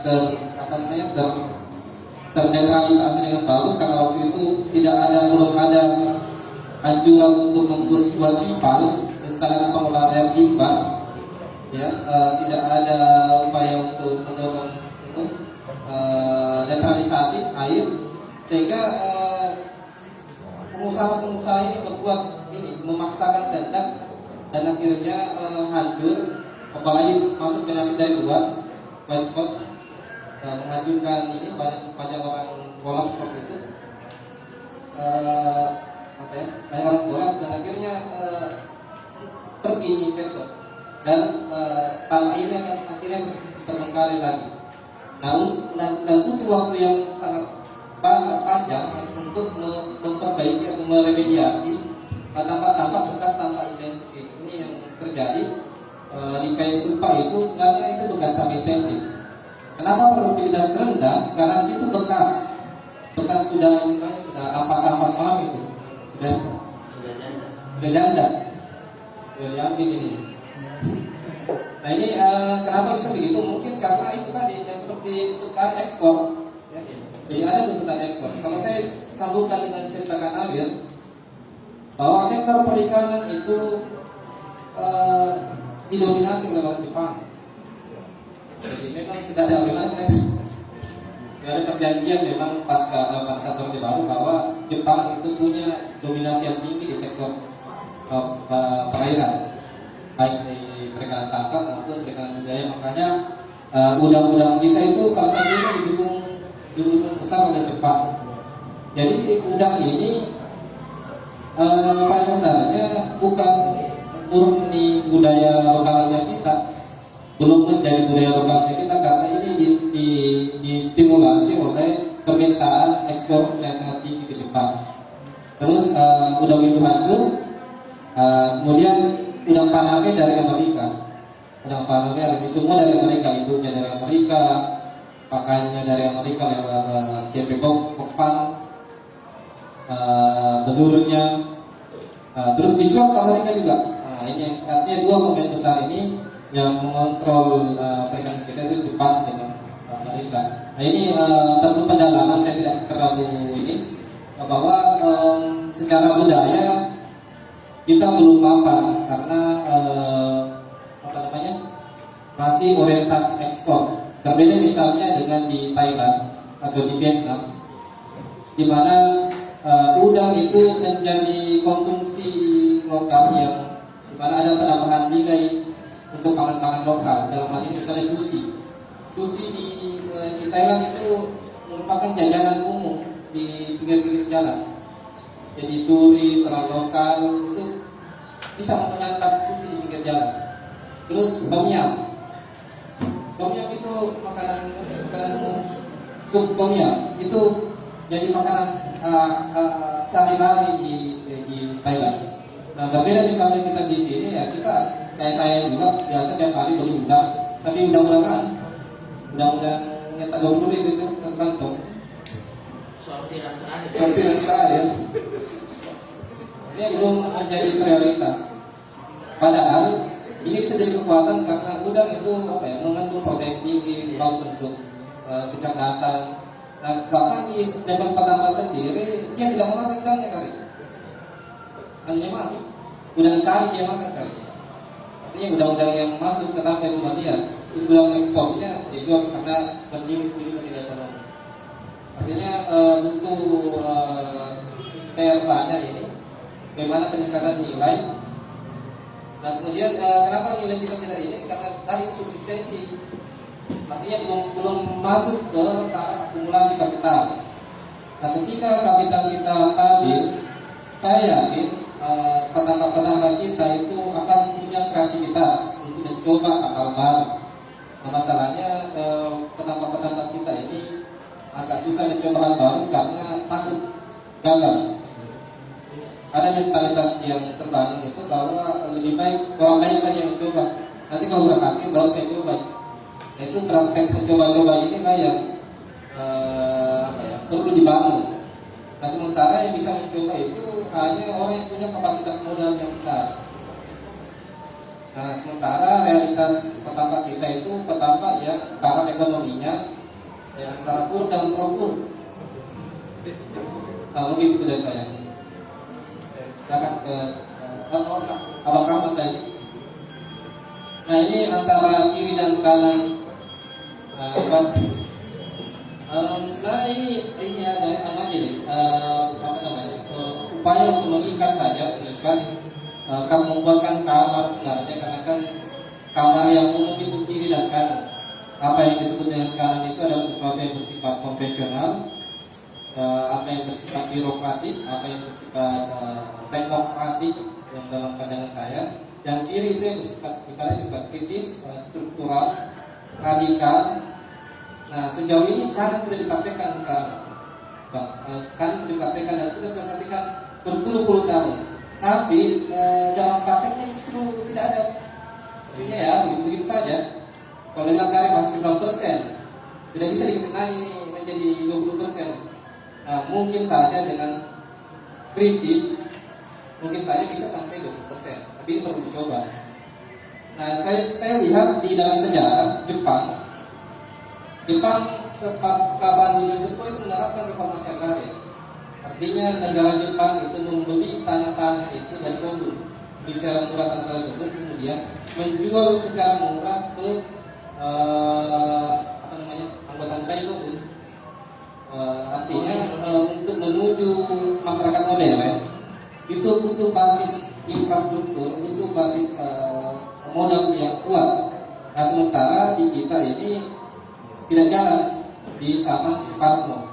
Nah seandainya apa yang kita lakukan sama dengan Jepang, mungkin kenyataannya tidak seperti ini. Nah kedua, praktek pembahasan masyarakat kita juga terkendala karena sebenarnya Soeharto dulu itu menerapkan pola Korea kan. Korea artinya pendampingan yang kelompok cabai itu. Cuma masalahnya setengah-setengah, tidak full dibantu. Jadi kamu bantu full, setelah bantu dampingi, setelah dibiarkan, nah kita dibantu terus. Akhirnya masyarakat kita manja terus selalu nunggu amplop kalau kalian ada amplop karena sudah terbiasa dibantu. Nah beda misalnya pendekatan yang dilakukan oleh Korea, bantu satu kali, setelah itu biarkan. Tinggal kita dampingi secara teknis, dampingi pasarnya, mungkin pendekatan yang kanan juga tapi lebih cocok mungkin. Nah ini perlu ada di yang di atas ini kan, karena ya begitu nih kayak misalnya kejayaan Damindu misalnya, kejayaan Damindu mimpi besar tapi dana kecil. Nah ini kejayaan Damindu mimpi besar dana kecil karena akhirnya dana ini hanya digunakan untuk 10 petambak saja. Nah ini mau menuju kejayaan Damindu ini, tapi yang dibantu semua 10 petambak di 10 kabupaten dengan caranya kejayaan Damindu. Begitu. Oke itu dari saya. Terima kasih.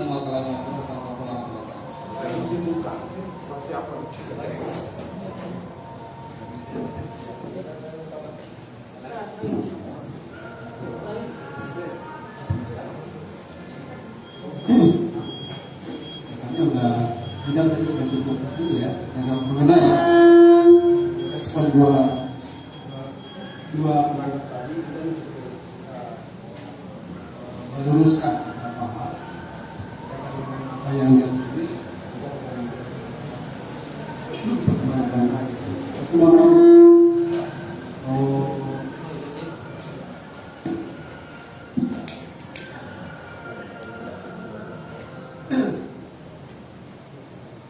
Saya menarik tadi bahwa datanya memang terjadi peningkatan pekerja sektor informal justru di bidang perikanan atau pertambangan. Sebaliknya datanya menunjukkan pekerja di sektor pertanian, informal pertanian menurun, lahannya menurun. Pada saat yang sama juga peningkatan pekerja di sektor formal, industri jasa meningkat. Lalu kemudian proporsi penduduk pedesaan dengan perkotaan itu semakin membesar perkotaan. Diperkirakan nanti 2045 itu begitu sampai 67-68% itu orang di perkotaan. Itu prediksi-prediksi sebelum corona, sebelum COVID. Yang angka-angka tadi kita sebutkan ini sebetulnya sebelum terjadi COVID, sebelum terjadi corona. Kita tidak tahu misalnya ke depan darurat apa yang akan terjadi yang akan menggoncang stabilitas ekonomi dunia. Bahkan kalau Chomsky maupun Zizek itu ini goncangan bagi neolit, ini hukuman bagi neoliberalisme. Ketika sektor-sektor kapital besar berhenti oleh situasi darurat bencana, corona ini sebetulnya kategorinya adalah bencana luar alam. Tidak tahu seperti apa. Itu seperti apa yang kemudian yang bisa kita refleksikan ke depan itu memang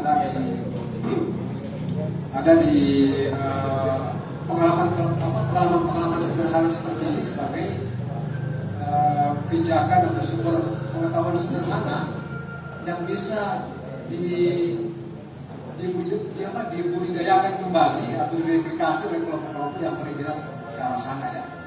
Misalnya begini, contoh sederhana, kalau kita sepakat bahwa salah satu cara strategi yang paling kena itu misalnya redistribusi sumber daya, termasuk dalam hal ini sumber daya tanah, lahan untuk sektor pertanian, untuk mengerem orang tidak tidak meninggalkan desa atau mempertahankan basis pangan, proses produksi itu tadi, mempertahankan sektor pangan dalam pengertian misalnya pertanian. Reforma agraria sebetulnya itu jalan yang bisa mendorong ke arah sana. Ya, misalnya begini, sekarang kita menolak impor beras, di sana, atau gagasan tentang impor beras dalam situasi di mana yang sekarang tadi luas lahan pertanian semakin menyusut dari sekitar 50% tahun 70-an, sisa 20% tahun 2019. Ya kan? Lalu kalau misalnya lahan kurang semakin menyempit lahan pertanian, bukankah kemudian sangat masuk akal orang impor beras? Tidak ada yang terlalu salah misalnya. Nah begitu, itu kontradiksinya kalau saya lihat. Jadi memang strategi sekali itu reforma agraria itu. Kalau artinya kita harus dukung reforma agraria dalam rangka menolak impor beras misalkan.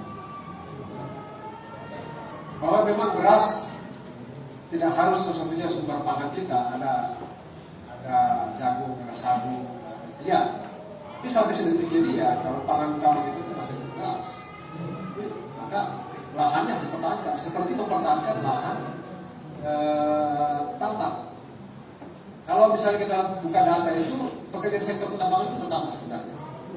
Mana-mana itu luasan tambang, luasan yang paling dekat, yang paling kena, misalnya Maros.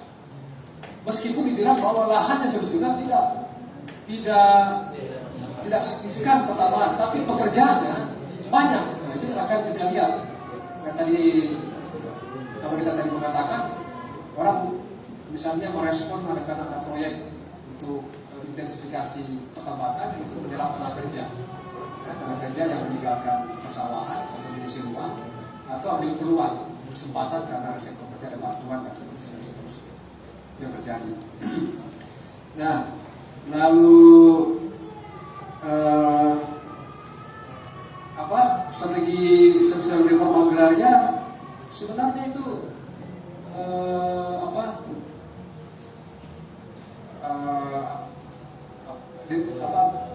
diversifikasi pangan itu sebagai salah satu strategi kebudayaan dalam memecahkan persoalan-persoalan krisis pangan di dalam jangka panjang, misalnya dikhawatirkan orang-orang saat ini. Maka diversifikasi pangan dalam artian bukan cuma budidaya, tapi juga meminjam istilahnya tadi Ari itu hulu sampai hilir. Nah sekarang investasi kita di sektor perikanan dalam bentuk misalnya makanan kemasan ya, sangat terbatas. Kebanyakannya justru kecenderungannya selalu berpikir untuk ekspor, untuk dibawa keluar, tapi kurangnya digarap sampai menjadi sebuah produk pangan dalam bentuk lain. Nah, ini juga yang sebetulnya strategi kebudayaan harus strategi kerja pemerintah itu bagian dari melihat proses kebudayaan. Ingat bahwa kebudayaan itu kan tidak berarti bahwa kita bicara tentang masa lalu ya. Kita memang terlajur berdikotomi antara budaya dengan ekonomi, budaya dengan politik. Karena budaya itu dinamis. Semua proses usaha manusia menggunakan akal budi dan rasa perasa itu proses kebudayaan. Sehingga ekonomi politik mestinya itu berbasis pada kemampuan akal budi dan budi pekerti manusia, sehingga ukuran-ukuran itu yang baik. Karena kebudayaan itu bukan yang jahat, yang baik. Kalau orang misalnya korupsi, bukan nggak ada istilah budaya korupsi bukan budaya. Kalau orang mencuri ya bukan budaya. Gitu. Budaya itu selalu yang baiknya, yang memberikan keadilan, kesejahteraan, kehormatan, kemanusiaan. Sebetulnya itulah proses kebudayaan. Sehingga memang kerja politik, ekonomi mestinya menciptakan orang semakin manusiawi, semakin adil, dan gitu kan. Nah yang komentar sedikit dengan teman tadi tentang ideologi, sebetulnya saya tidak masuk ke sana.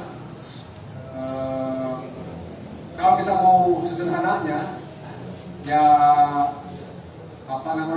reforma agraria itu cukup menjelaskan secara ideologis, bagaimana kita melihat satu persoalan dan pemecahannya.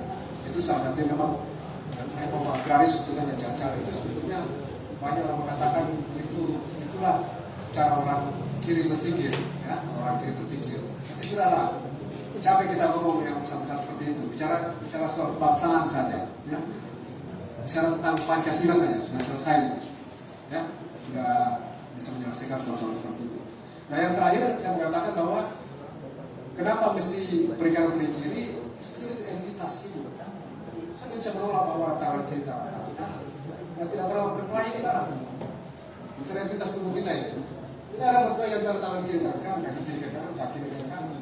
Ini satu panduan mengarah kita untuk memecahkan persoalan-persoalan hari ini dan masa depan. Itulah panduan seperti perahu, dua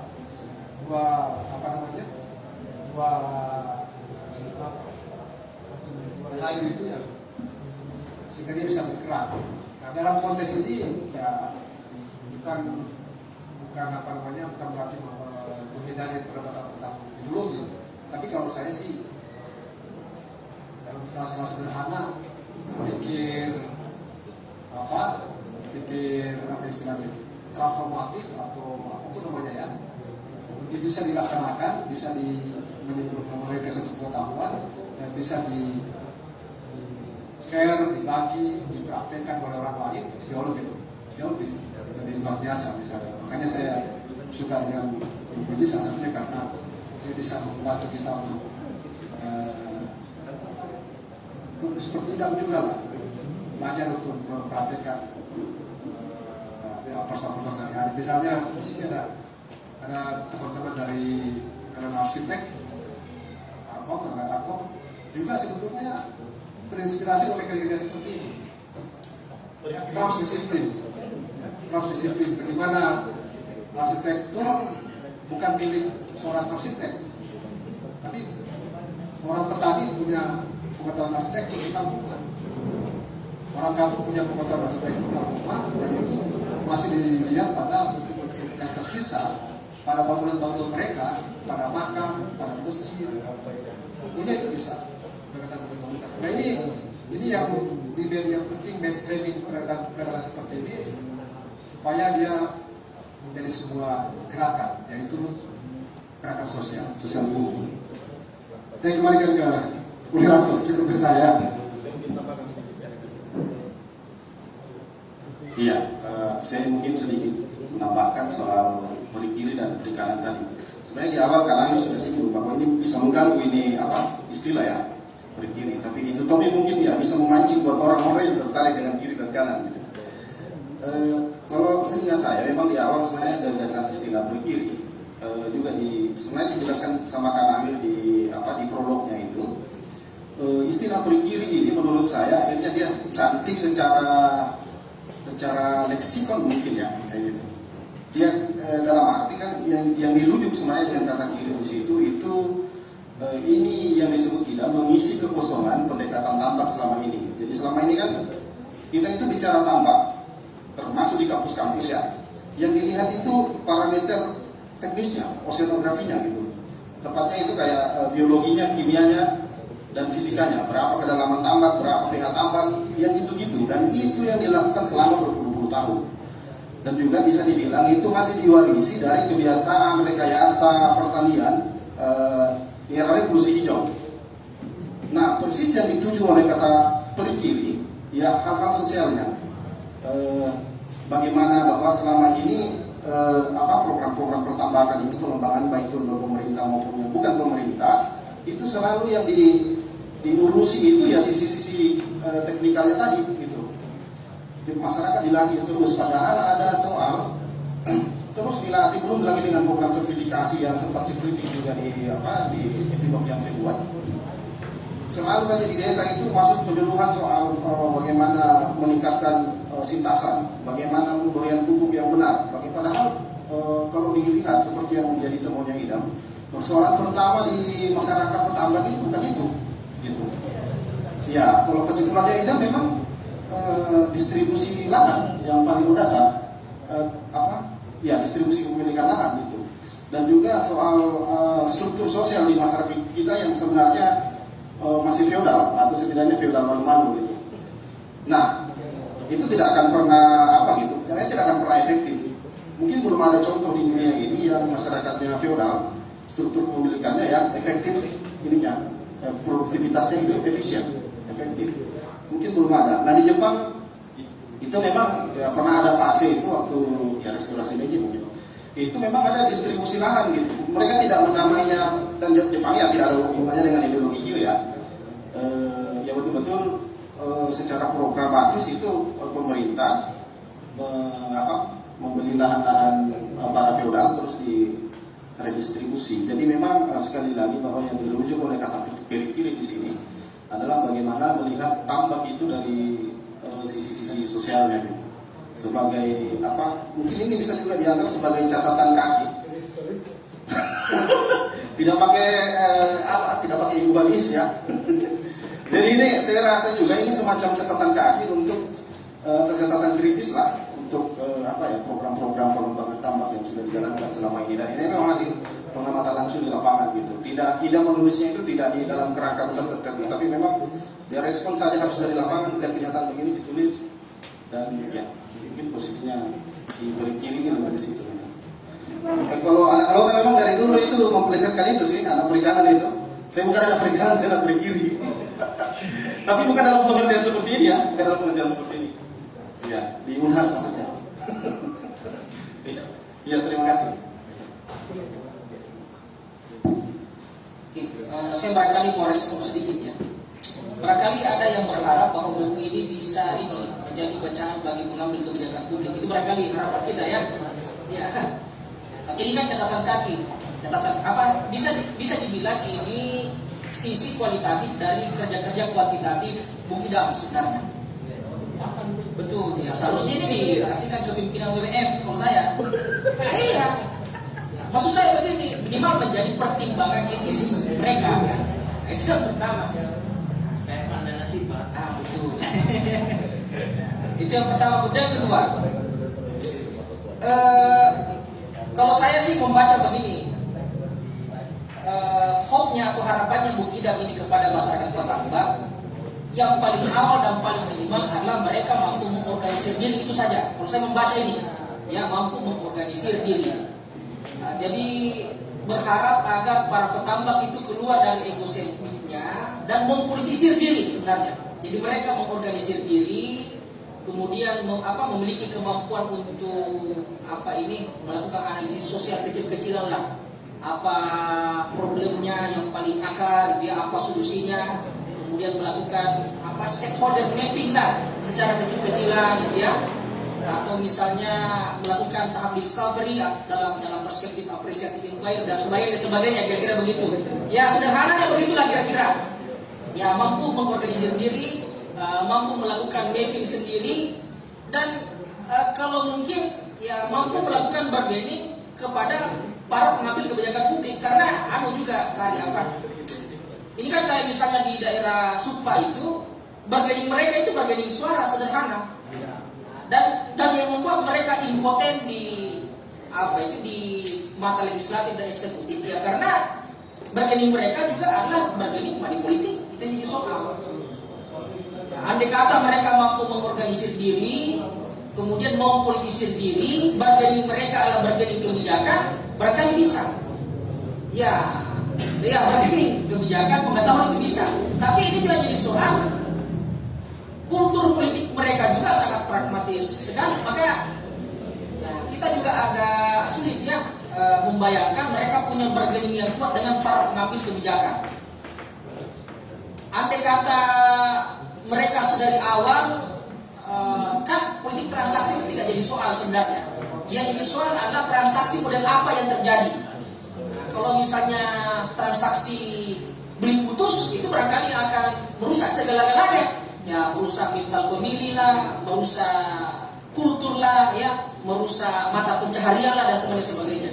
Ya, kalau misalnya mental bargaining kebijakan atau transaksi kebijakan, itu barangkali yang yang kita harapkan. Kemudian terakhir, ya saya tidak tahu ya sampai sejauh mana itu produktivitas bisa kompatibel dengan budaya di bawah.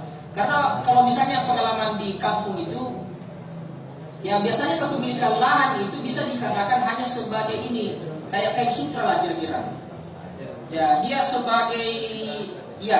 sebagai benda pusaka yang tidak harus menghasilkan keuntungan ekonomi, tetapi menjaga prestise sosial yang memilikinya. Dan tidak sedikit itu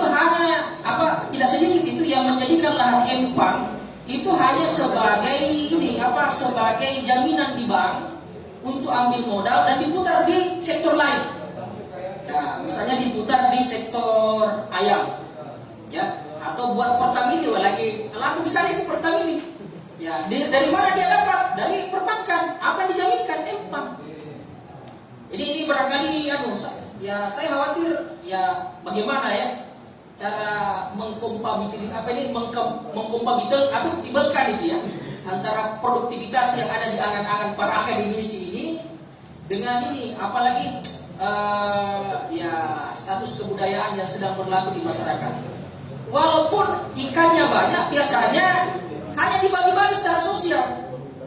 Ya misalnya ini, kayak mertua saya lagi banyak ikannya ini, dibagi-bagi saja, tidak dijual. Padahal besar, bisa 3 ekor naik 1 kilo. Dibagi-bagi saja. Seakan-akan dia mau bilang begini, tidak apa-apa saya rugi, asal ada asuransi ekonomi saya di perutnya tetangga. Jadi kalau saya susah, tetangga yang bantu saya. Karena begitu memang berlaku itu. Kalau misalnya dia lagi bangkrut, datang lagi sepupunya, apa kita satpol dia, apa yang bisa saya bantukan? Karena dia juga pernah membantu cuma-cuma. Kalau pengantin, bawa berapa gabus ikan apa dan sebagainya. Jadi seakan-akan asuransi atau akumulasi modal dia itu bukan secara ekonomi itu. Ada di perutnya tetangga, perutnya siapa itu, sapoknya, perutnya kemanakannya dan sebagainya. Ini barangkali yang terjadi di lapangan itu. Ya, genetika kebudayaan. Ini barangkali yang perlu ditimbang-timbangkan. Dan saya rasa Bu Idam sedang menuju ke sana. Itu jadi dia. Ya. Oke, barangkali itu dari saya ya, sebagai tambahan saja.